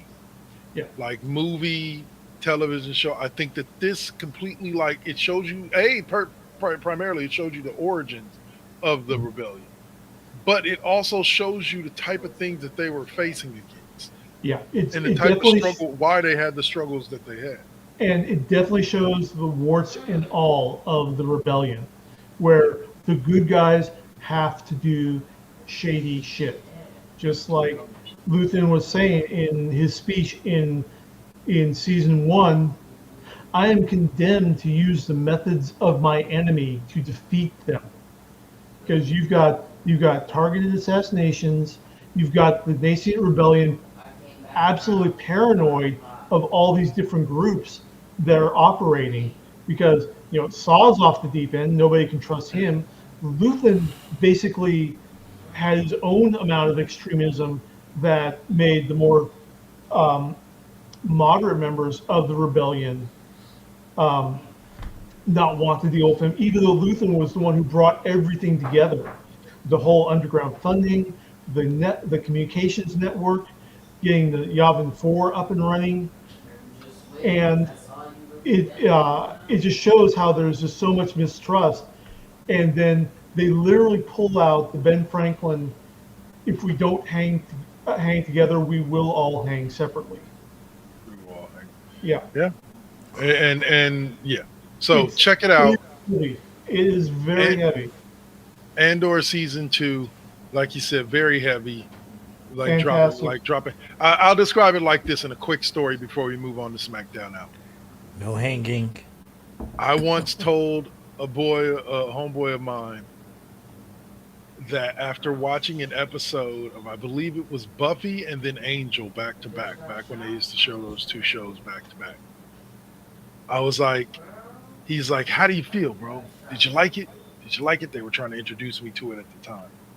And I literally looked over at him and went, and he was like, what was that? I was like, that show just felt like it left a weight on my shoulders. Just a heavy weight. Too much information. Like, it was too deep for 60 minutes worth of, or 120 minutes worth of television. Sometimes that's how this feels. So all right, so next segment.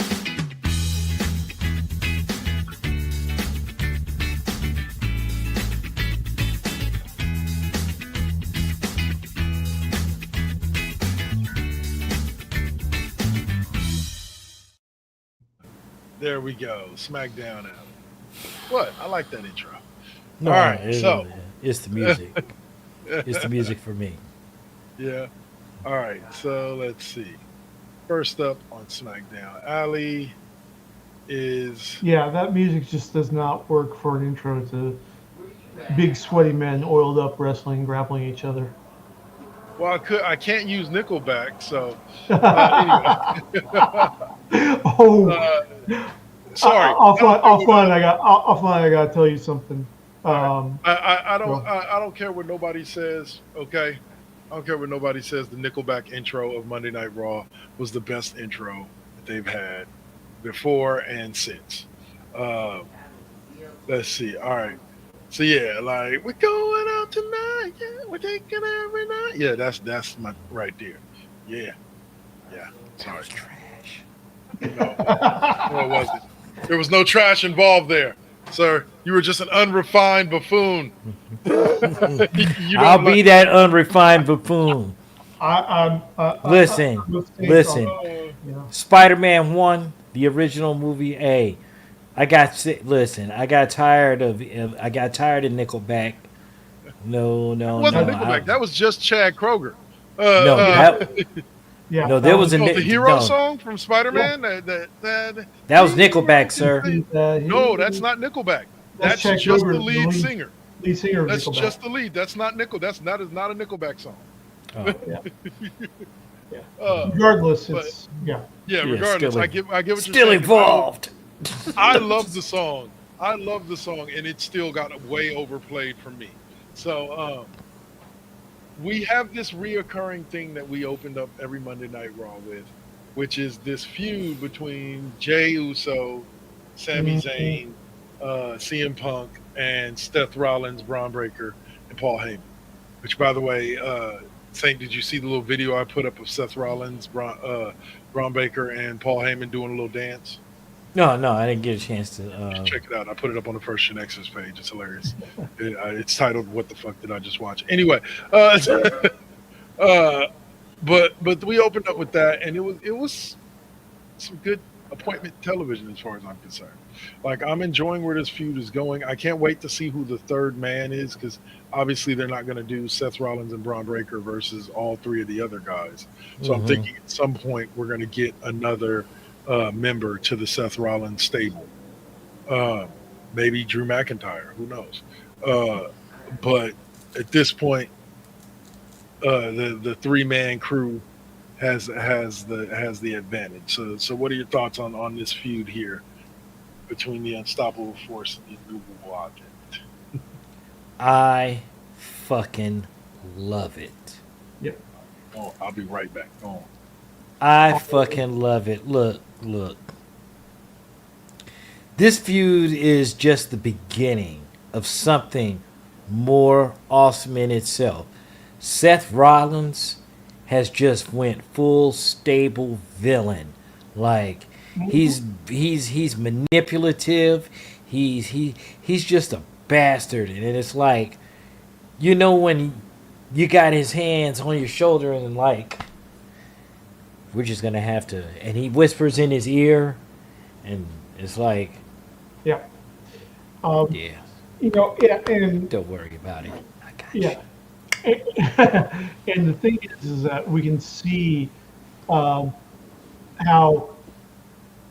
Seth is really, the way that they're playing him is, he's just trying to redo the Bloodline storyline, and we already know how that's going to end up for him. It's going to, we see him sowing the seeds of his own destruction in there, and we just cannot wait.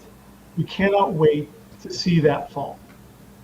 It is fantastic, and I love the fact that you've got the underdogs opposing him. I mean, Right. Jey Uso, the improbable champ. Sami Zayn, okay, always a mainstay, but never really the main card. Well, But he's more of an underdog than anything else. And, of course, CM Punk, always up for fighting the establishment. yeah, that's granted. So, I mean, he's been like that for years. I think what you have is, you have the voice of the voiceless, yeah, the man that defends those who cannot defend themselves or aren't capable of defending themselves of whatever they're dealing with. And then you have the perpetual underdog. What I mean by that is Sammy is always looked at as the underdog. Yes. He's been a main eventer, probably That's one of the best what- that's what wrestlers I in the meant, world. yeah. He's a perpetual underdog. Then you have the actual underdog in Jey Uso, who is the actual underdog who's been overcoming odd after odd after odd in the past recent couple months. yeah, So they're a Right. great underdog team, you know. And the thing about it is I do see Seth building something similar to the Bloodline, but I think that where the similarities start and stop is with his similarities to how he's running it, similar to Roman Reigns and how Roman Reigns did with an iron fist, so to speak. Right. I think that of course, and he's playing the part. and Every story told like that, that's the ultimate downfall of the asshole boss or asshole person in charge. And the thing is that he doesn't have the one advantage that Roman had in controlling the bloodline, which is the familial ties. Yeah, right. They're not his family. Right. Right, exactly. 100%. So, Uh, but yeah, I am all set for that. you got next up we had Penta and Chad Gable, a match that again killed just like it did when they did it. I'll say, hold on, this better not be the wrong one. Oh, A12. Just making sure I got the right one because remember Penta and whatchamacallit did face off. Yeah. In Penta's debut. Yeah. But I did like the crowd sign El Grande Americano as a DEI hire. I absolutely people adored killing me with that. Yeah, That's just so funny. it's You may continue, please. Yes. I love me some Chad Gable. Chad, man, he's been so valuable for this company. But next up we had Creed Brothers taking on the War Raiders yeah. in a tag team match. Yeah. With New Day on running special commentary. Yeah, which was hilarious, which is always hilarious anytime the Yeah. New Day is on commentary. I don't think I've seen a single time when they are, especially Xavier Woods. Because here's the one thing I love about the New Day is heels. They both become Captain Obvious. Like I don't think it's hard, but I think it's hard for them to be a heel. Like Randy Orton, I'll use him as a prime example. Randy Orton is probably the nicest guy in the world. Never met him. Everybody that I know that has met him has said he's one of the nicest guys in the world. But he just looks like he could be an asshole. Right. Like if you just take Randy Orton just based off of his looks, he just looks like he could be an asshole.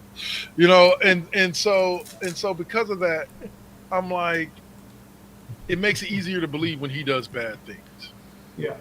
The New Day, like, it's not that I don't buy the heel turn because I do. I get it. I'm loving it. But when they try to intentionally be mean, it just doesn't sound right to me. Yeah. Like it just doesn't sound right. It's just it's like video games where you have a morality counter in there, and evil side is always what I call kick puppies for Satan evil. Kick puppies Nah, for I Satan. would no. I think because New Day has been, they've been on both sides of the fence, and once again, like I agree, Dark Lord, that they're not on that heel caliber. You know what I'm saying? Right. And I think They have in the past, but- and I think it's also too to think about it because I mean John Cena ran well with his promos, and He still is. I mean he's being an asshole. Like he's like, man, fuck you. and it We're gets destroying wrestling. Like that's some diabolical shit within the wrestling world. You know what I mean? I don't remember if I mentioned this last podcast, but it gets into what I saw somebody talking about the new interpretation of the face versus heel versus the classic. We talked about that last week. Yeah. Where face means you give the crowd what they want. Doesn't mean that you're necessarily a nice guy, but you're giving the crowd what they want. Heel means you're denying the crowd what they want. Again, you can be a nice guy, you can do it in a goofy way, the way that New Day is, but you're still denying the crowd what they want. I see what you're saying in the sense of the actions of the wrestlers. I think in the sense of the crowd, a heel becomes whoever they are booing. Right. And a face becomes whoever they are cheering. Because Rhea Ripley has come out literally within a 6 weeks period of time and was cheered, booed, and cheered Right. in each appearance. And we're going to get depending on who's out in the ring. So really who the good guy and who the bad guy is almost determined by crowd reaction. Right. And as we know in the immortal words of the one and only Daniel Bryan, people are fickle. Yep. One week they'll love you, the next week they'll hate you. 2 years ago, Bianca Belair was the top of the cock shop, whatever you want to throw in there that rhymes with it. Lakers in 5. No. Anyway, no. Anyway, no. You know, Oh it was a man, that reference was to the Shannon sidearm. Sharp. But anyway, Yeah. but yeah, so like you want to throw in there, but the crowd literally does determine it because at this point they cheer who they want to cheer, they boo who they want to boo, and sometimes it depends on where you're at. If you're in Europe and you're facing off against a European star, even if you're a face when you're here in the States, you might be a heel there because you're in Canada or you're in Europe or wherever you are. Yeah. So I think that your thesis point is right. That right now in today's WWF wrestling, heel face is fluid. Right. It's completely fluid. Like if there was no real turn for Drew McIntyre, Right. he was just a guy that got cheered for doing bad shit. And then all of a sudden he went up against somebody that the crowd liked better, and then Drew got booed when he faced CM Punk. Right. You see what I'm saying? Like Drew was just a bad guy who got cheered initially until the Punk feud. Then the crowd started not liking him and started booing. That's basically what happens. Is you're good unless you want to make it very distinct heel turn like they did with Cena. Like that was very purposeful. That like this is shit I don't do, and so unless you have that type of heel turn, everything else is just based off a crowd reaction. Right. And slight tangent. I just remembered something I really want to make sure that we cover with SmackDown Alley. Our best wishes to Jim Ross, who just revealed that he's been diagnosed with colon cancer. Yeah. Like literally the other day. So, I mean, the man who really defined the 2000 era of WWE with his commentary, one of the most quotable, and for me, second only to Mean Gene Okerlund, for pro wrestling commentary. So we hope that. Oh yeah, JR is one of, if not the best, to ever do it. He was the voice. He was the voice of well beyond the Attitude Era. Like him and Jerry King Lawler were the voice of WWE well into the early 2008s, 2009s. Yeah. So well wishes, speedy recovery. Yeah. And hope he can continue to do what he's doing over there in AEW because again he's still over there killing it. Yeah. The same way he did here. Okay. So we move on from that to AJ Styles and Finn Balor, which was masterclass in wrestling. Yeah. Masterclass. Members of the Bullet Club. Yeah. And here's the thing about it. Those men know what to do on the mic, and those men know what to do in the ring, which makes them completely. Yeah. And didn't Styles basically take out the Judgment Day when they were all around in the ring? Who was that? Didn't AJ take out the Judgment Day when they were gathered around the ring for the Finn Balor match? Yeah. Yeah. I want to say that. Yeah. He's one of the ones that it doesn't matter if it's a numbers game. Like he can still pull out the victory. That's just who he is. So we saw after this two funny or critical things when it comes to the women's division. We saw Becky Lynch come out and say that she's still the man and she's still going to be going after whatever title, whatever, wherever she wants to do, because she's the man. And then we saw a tag team match between Io Sky and Rhea Ripley, and Roxanne Perez and Julia, which was the main event of Monday Night Raw. Right. It was nice seeing the girls. What's up? Before that, before we get into it, we forgot to talk about this last week. The return of my fella, Sheamus, is back. Oh yeah. I expect him to be inserting himself into that Intercontinental title picture pretty soon. with Dom Mysterio. I am all set for that. Heck Yep. yeah. But yeah, Uh, Io Sky and Rhea Ripley versus Roxanne Perez and Julia. Um, That was a nice match. Good, solid match. Um, and with Dakota Kai getting released, if it weren't for the women's title in between them, I could see Io Sky and Rhea Ripley being the new Damage Control. But I could definitely see them tagging together. I can see them tagging because they're very different, and it showed that they had good camaraderie in there, both in and out of the ring. In It'd there, be your classic big girl or big guy, little guy, big girl, little girl, yeah, tag team. Like think Alexa Bliss and Nia Jax when they won the women's tag team yeah. championship. But like I said, with Io um, having the title, that's always kind of going to be a thorn in Rhea's side for the moment. And I Right. mean, Io even did you catch the after comment after the show From was who? off from Io, the exchange between Io and Rhea? No. Okay, so Io and Ripley have a moment together while they're talking, and Io knows that Rhea's looking at the women's title there, and Io just smiles and says, "I keep this for you." I keep this for you, no shit. I love me some Io Sky. Yeah. All right. So that wraps up the Raw review. We are going to jump through the SmackDown review. And it was pretty good this week, 100%.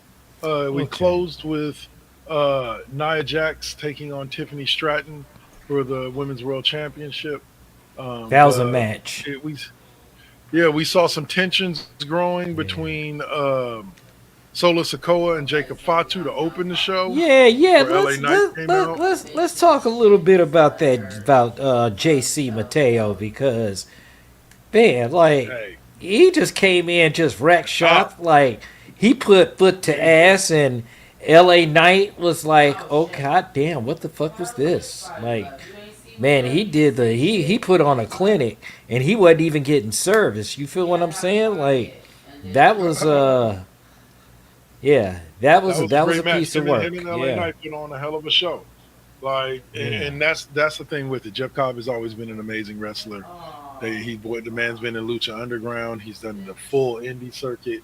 I believe he is a personal friend of the show, Mr. Orlando Mathias. Listen. So, like, yeah, go on. Side note, dude. So listen, and just completely off the Richter. I saw the intro of a match with the Hardys and Joe Hendry, and they included no for real, dude. They included they were included in Joe Hendry's intro, Oh, yeah. and they was like, "I Which believe pay-per-view in is Jeff Hardy. Oh. I believe in." And then they closed and then they went out there and they came out together, and then all of a sudden, Joe Hendry did his turn, and then they started doing the delete. Yeah. You got to look at that, dude. That's Oh, here's a quick thing from WrestleMania that I saw a video about the other day with Randy Yeah. Orton. In Chris Van Fleet's interview with Joe Hendry, they talk about the fact that Randy does his little spin around and smile at the camera, right? And he was like, "Did you guys plan that?" And he's like, "Well, we had talked about it, but going into the match, they were like, Randy was like, I'm just going to see how the crowd is. Like, if the crowd's really feeling us, then yeah, I might do it. But, he gave him no guarantees. And I guess the crowd was feeling it enough for Randy because he ended up doing it in the match. But that was just a little side story there. Let me see. I did love the bit with Solo trying to get Jacob to say, "I love you, Solo," like he used to.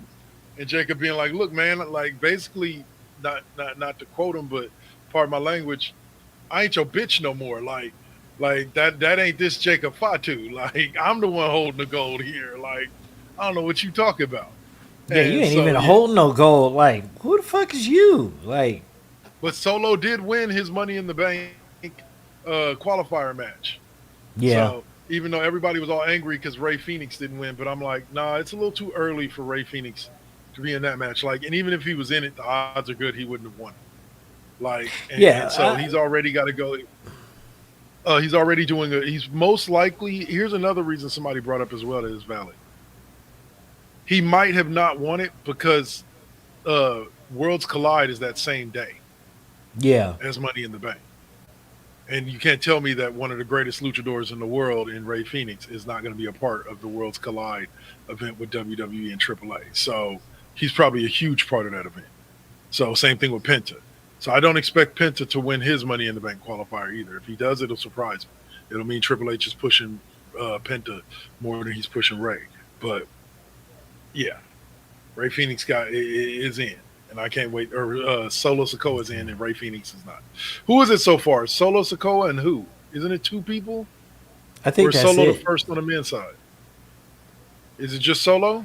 I think so. Right now, I have to find out who the other qualifying matches are. On the women's one. Right, right. Okay, I do have a question. Money in the Bank coming up June 7th. So y'all know what's yeah, up. yeah. Let's discuss. Let's discuss this. Why the hell is Lil Jimmy, Mr. R-Truth, get ready to take on John Cena? Come on, man. Because that's his childhood hero, and everybody's dream is to get in the ring with their childhood hero. And that's what R-Truth is getting to live. Even though John he's like Cena put 20 years older than his. Yeah, and John Cena crushed those childhood dreams of R-Truth when he put Truth through the table at the press conference. No, I'm sorry. I'm sorry. That was no. See, I took a whole different interpretation of that shit. Look, John Cena, it was like, okay, yada yada yada. But then that look that John Cena had, that stone, that stone mug, picked up his belt and walked the fuck out. Yep. And left R-Truth just like, damn, little Jimmy. I tell you, it's going to be a great match because the two of them genuinely do like each other. But it's going to be fun to watch because you're talking about two veterans. Like there's at least 50 years of wrestling experience between the two of them. So this is going to be a fun match to watch. Absolutely. The actual main event of that Saturday night's main event is what I'm looking forward to, which is Logan Paul versus Jey Uso. Yeah, let's we because need to see that. I don't care what any of you Loganites have to say. Logan Paul is not winning the World Heavyweight Championship. And if he does, I don't know what I'll do. I'll come back on the show and do something stupid. But I am not. They will not give Logan Paul that damn belt. Well, they better not. You can't do a movie review in your own house. So so you're gonna throw popcorn at the screen. Yeah, I throw popcorn at the screen. I got some popcorn in the cabinet. Yeah, I can break the fuck. So if he wins, I'll throw a whole bag of popcorn on the TV. Yeah, you either the dog is gonna eat it or Maddie is gonna be like, you know what, Maddie? Yeah, you can clean that up for you. Nah, I ain't letting you have that, son. I'm just telling you, they can't do that to me. They can't do that to me. No, I don't think that's gonna happen. Yeah. I mean, that'll be a dream. That'll be a dream. Yeah. That'll be a dream. But Logan Paul, I think, if Logan Paul captures any kind of gold, probably he's already somewhere, had the U.S. title. No, but I'm talking about like Intercontinental or World title. He'll run it. He'll probably can get the Intercontinental title, and then at some point after Rey Mysterio's done, or Mark, yeah, Mark. mark my words. As much as I hate to say this, as much as I hate Logan Paul, before Logan Paul finishes wrestling, he will probably be a multiple-time world champion. I just don't want him to get it right now. Like there's a good chance that at some point Triple H pushes him to the point where he either wins. I doubt he'll hold the biggest prize in the game, which is the undisputed WWE Championship. I doubt he'll ever hold that, but he'll be a multi-time world champion by the time he moves WWE. It sucks, but I genuinely think that's where we're going to end up. Let's see. The other two matches that were announced on Raw for this event that's coming up next Saturday, or this upcoming Saturday, was Punk and Zayn taking on Rollins and Breaker. Yeah. That's going to be fun to watch because Jey Uso, he has the whole match with Logan Paul. Here's what I ask. Do Seth Rollins and Braun Breaker become a part of the match with Logan Paul and trying to fuck with Jey? That's interesting. That right there is interesting. And we get McIntyre, Priest, 3. I think we got 2 at WrestleMania. This will be Steel 3. cage. In a steel cage. Watch these two tear each other apart in a steel Yeah, cage. I like their fights. Are they going to stack tables up to the top of the cage? I'm telling you, man, you can't. There's not enough time if you're fighting the computer to set up 17 tables. So that's got to be something that you do in a match creator, and then just set the people up to be able to just like dump somebody over and through all those things. Yeah, cause who did that? Cause I seen that shit, I was like, whoa. It might be Like, the people at 2K. What I loved yeah, about it it was is stacked. I forget which combination it was, but they body slammed him through like the 13 tables and then fell off the damn Hell in a Cell and like elbowed him. Afterwards, I was like, why would you do that? That just doesn't make any sense. All right. It's just like All right, so delving last into his topic. throat. Last top of the SmackDown Alley before we move to everybody's favorite segment is thoughts on Will Ospreay, wrestler for AEW, basically saying AEW, and by the way, this is one of the rare times in which we'll mention AEW on this show, people, so be aware you're witnessing history, that AEW beats WWE in every metric. Now, I'm going to start out this segment by saying this before I turn it over to you guys to give your thoughts. Whatever Will Ospreay's smoking, that's what I want some of. I want to be smoking that by end of the show because that's some really, really good shit. So they got him in ring. They do. Like their matches technically are better, but other than that, sorry, man.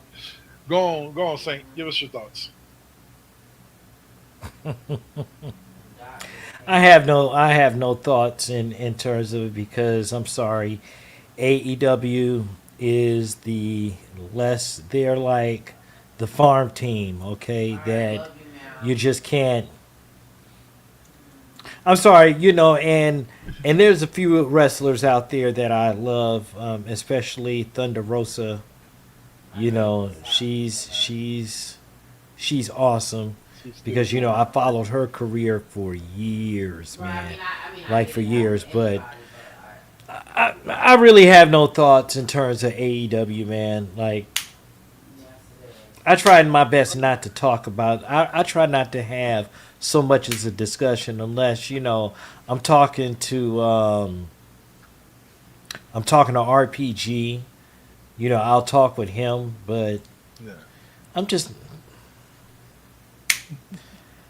I'd rather sit and watch old school TNA episodes than watch 2 episodes of AEW, bro. Damn.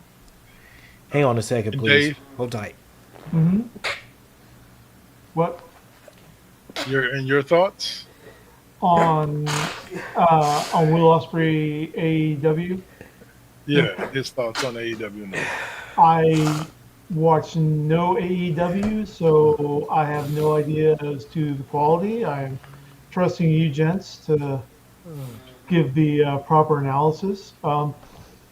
I if you think that he's good enough for it, that's fine. That's enough for me. I'll buy the ticket to check out the ride.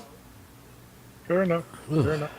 All right, so that will close us out of the WWE talk as we move into your other favorite segment.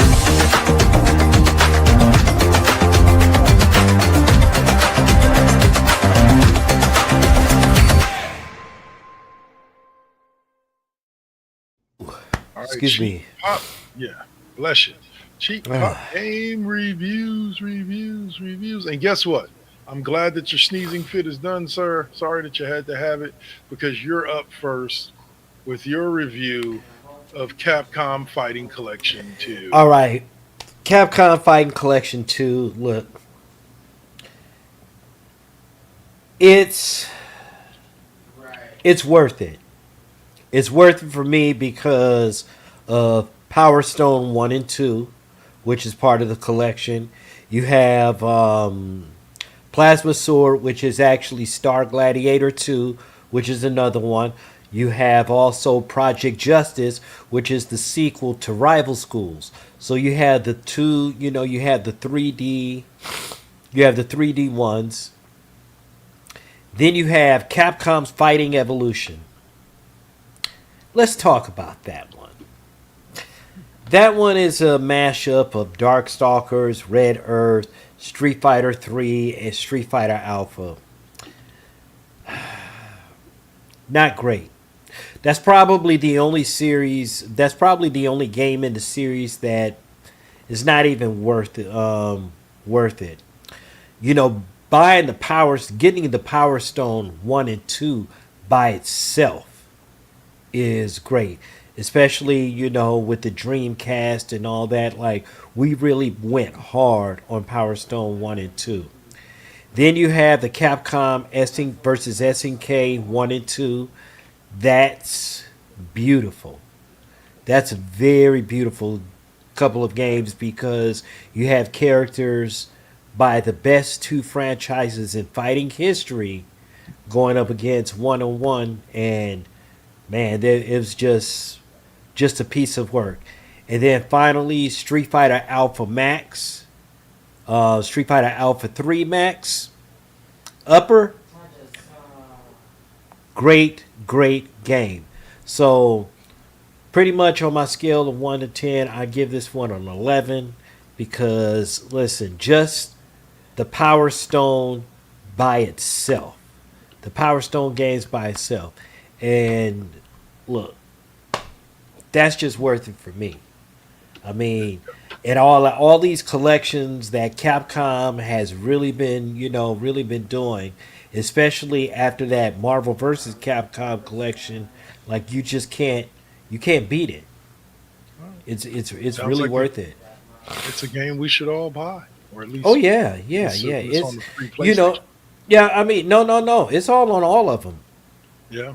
Oh yeah. No, I said It's, for the free PlayStation game. Like, they don't do that for the Xbox no more. The free monthly games. Yeah. They Well, might put it on Game Pass, huh? Well, I would like to think so, but the game will set you back $35, No, but that's not that bad. it's really worth it. And having all of these fighting game collection, fighting games, like I have all of them now at my disposal. That's really good, but like I said, just Power Stone 1 and 2 alone. And I know you remember that though. We were playing that on the Dreamcast like crazy, and it was just worth it to me. All right, so with that being said, what we're going to jump into next is we'll get back to another game review, Saint, from you. But next, we're going to jump into Take-Two CEO and his GTA 6 comments that the reason why the game was delayed so long was because it is they're trying to make the perfect cinematic video. So we're back to Duke Nukem Forever scale project creep then. Look, man, I have to say it like this. again, as we stated when we talked about the trailer like last week, I'm not a huge GTA fan. I think I've played like Vice City and I played 3, and that was it. But even I've gotten to the point where now I'm anticipating this game because it's just I've been hearing about it for so long. I'm like, well, fuck, this better be the best thing since fucking sliced bread. As long as they didn't made us wait for it. Like, and I literally mean that. Like, this game better break down barriers. We better see shit we ain't never seen before. It better not just be some cool graphics and GTA upgraded graphics. Like, no, it better be some like Universal Studios. GTA has evolved, and I mean like evolved in the most craziest way because transferring to what they call the 3D universe, Grand Theft Auto 3, Vice City, and San Andreas. These games were ever evolving, and then you have 4, and 4 takes you to Liberty City. You have 5, which is now in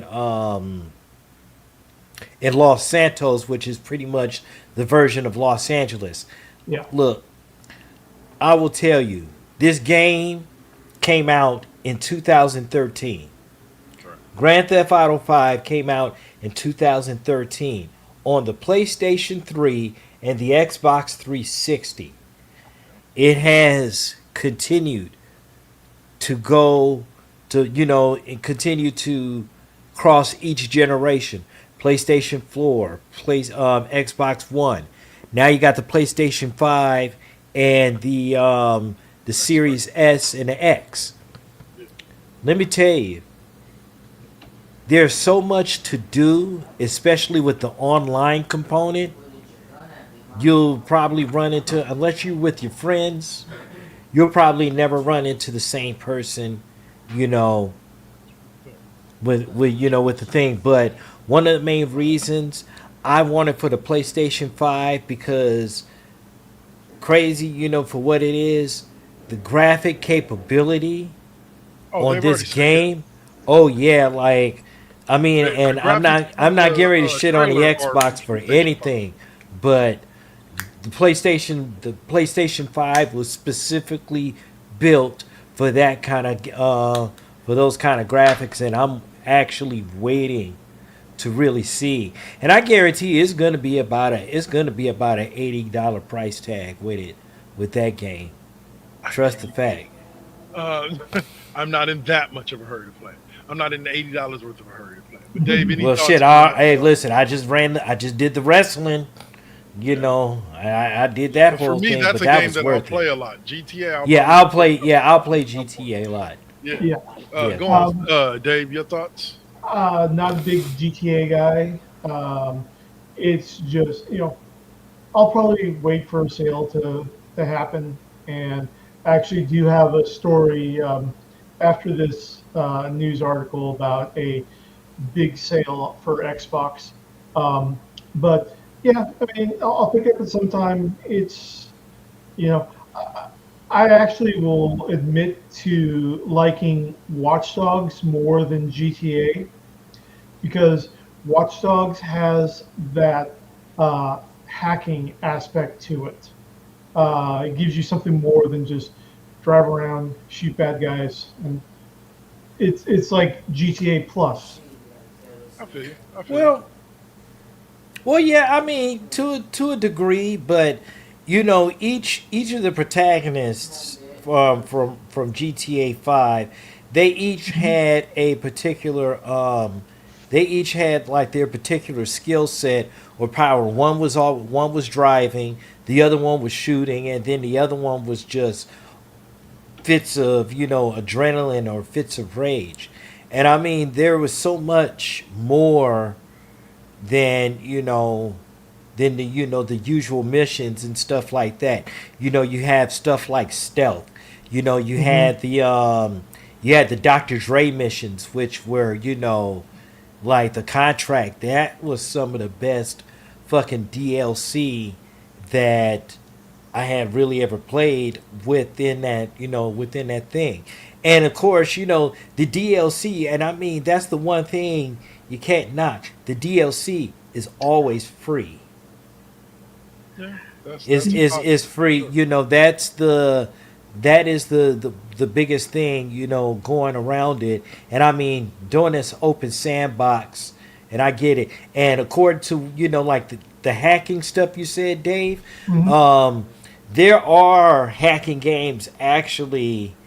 There are hacking games within the GTA, within the GTA frame, especially if you got 2 or 3 people playing with you, because one will be driving, the other one will be doing the shooting, and then you'll have somebody like hacking in on the computer to make sure that either the cameras are down or some guns, are put onto safe. Like, yeah. the open world is just, it goes where it takes you. And being that GTA guy, yeah, I like, and especially now, they're actually doing some espionage shit that does some stealth. So, I'm always down for some stuff like that. Yep. Oh yeah. All right. So that'll close us off with GTA. Next up, we're gonna get. We're not gonna put. What's up? Real quick, Xbox just put on a sale. The Witcher 3 is available on Xbox for $4. Oh yeah. Oh yeah. Oh, yeah, damn, that's a lot of game. All right. So instead of putting Saint center stage for this next game review, we're gonna put me center stage this time, and I'm gonna talk to you a little bit about Gran Turismo 7. I know this game came out a long, long time ago, but my cheap ass just bought it recently. I'll say it was on sale in the PlayStation Store.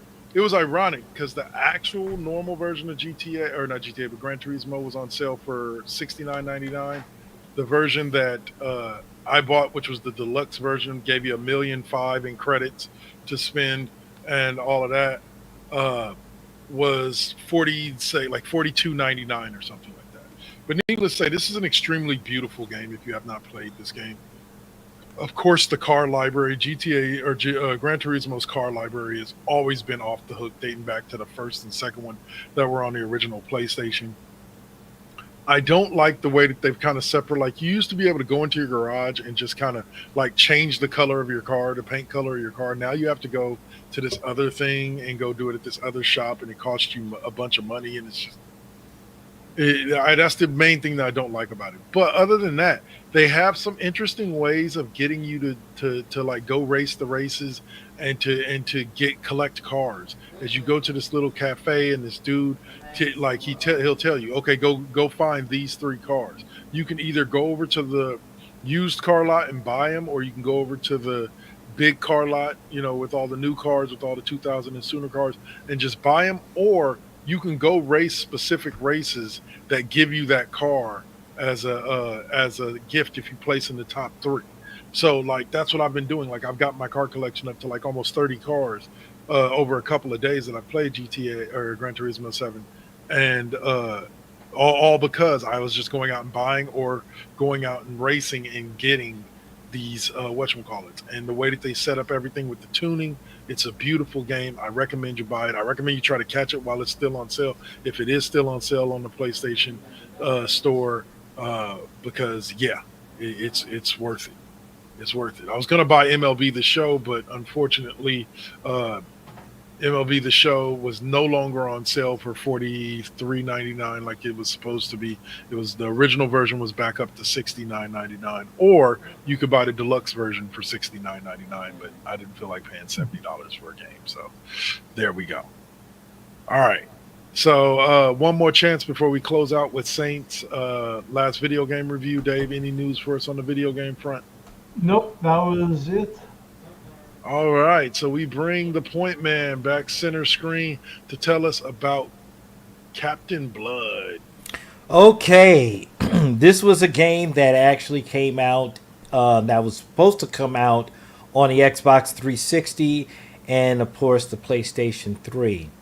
And unfortunately, 14 years of development hell, it happens. However, though, yeah, you should know, Dave. We've seen these games before, but Captain Blood is a decent hack and slash game. Um, it's in the tune of you have some QTE, you fight pirates, you make money, you buy skills, you get through, you just cut up a lot of people, get a couple of shotguns, little shotties or whatever, but it's worth it. And I've started running a little bit into a little bit, but it gets a little clunky. But like you said, former it's a former PS3 or a fifth or sixth generation type of game that just actually came to the forefront, and they wanted to bring it out. But hey, it's worth it, and it's definitely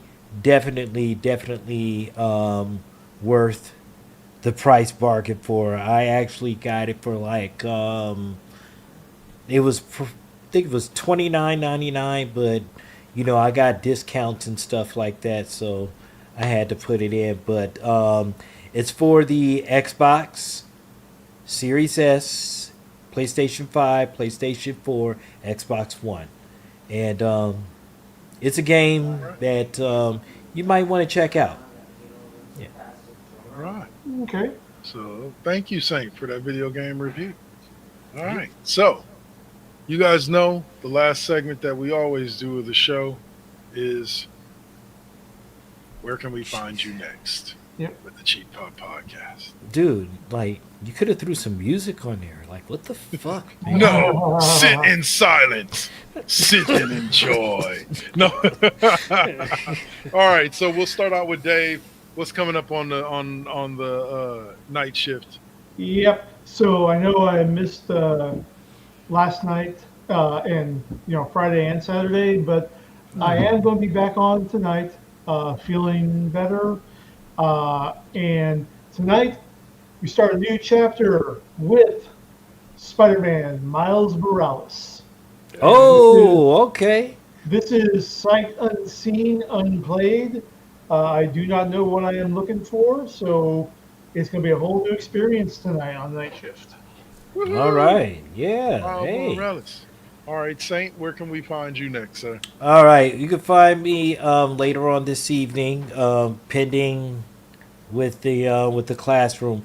We're actually going to be trying to run some games of Uno, and if you've noticed, if anybody's been streaming here on or coming to our page, we have a Twitch extension which allows us to play games of Uno, and you actually have to vote on the fate of the players. You can make their cards turn all yellow. You can't even throw a card down, or you might have to do something with Uno flip. It's a whole bunch of craziness, but that's the next time we're doing things. And of course, on Tuesday, Sugar and Spice will be returning to NVT Deuce for a reunion. You will not believe. It's gonna be I know crazy. I'm looking forward to that. Yeah. All right, so to answer Saint's question, so nobody has to wait, unfortunately, there will not be a classroom tonight. My co-host Heather is feeling a little bit under the weather, so we're going to let her take a week off, get better, and come back strong next week. So we'll be talking that Warriors loss. We'll be talking Brock Purdy and his new contract next week, and what the outlook for the 49ers should be, as well as what's going on in the conference championship games. So this will be the last you see my face today. I'll be back as far as video games on Tuesday. This week, due to a break with my boy Suave, we're most likely not going to be playing NCAA. We'll probably be playing Madden 25 this week. Getting on with my player. Yeah, So- I'll come see you on some college. I ain't scared. No. It's the Dynasty. I've been doing. Oh, I'm okay. using the Dynasty that me and Suave are playing. Oh, I know. I'm just saying. Yeah. I'm just saying. You want to run the big game. Come on, bro. I run Stanford. Let's go. We'll set that up. Yeah. Yeah, we well, can stream so- that shit too, y'all. And I guarantee you, I will win. I will win. Yeah, that's exactly what he said before he handed me his Temptation CD. Anyway, that I still have in my music collection, by the way. Anyway, and he's tried to win it back from me multiple times, but not on NCAA. That was on Dead or Alive. So, anyway, y'all, I'm still. thank getting you that, for though. joining us. For everybody that tapped in on YouTube with the first GenXers, YouTube with Double KK Double Network, or right here on Twitch. We appreciate you all. We love y'all. We love the fact that you love to join us. Next up will be Saint with some crazy Uno. And I will see you guys on Tuesday. And Dave, we'll see you tonight. Yep. So Any last words? no, just got for YouTube because the last Okay, word let is me let me run the outro and get us out. We'll be all good. All right, let me go ahead and Bye, y'all. peace out. Later. Let me run a raid. I'll raid. All right. Let me see. Might as well. And let's see. Hold on. Let's get somebody. Hold tight. Ha ha. Yeah, let's We're I got it. We're choosing what you're going to see next. Well, not on the Double KK Double Network and not on YouTube. First GenXers YouTube, but on Twitch. yeah. All right. Let me know when we're good. Okay, and we're go.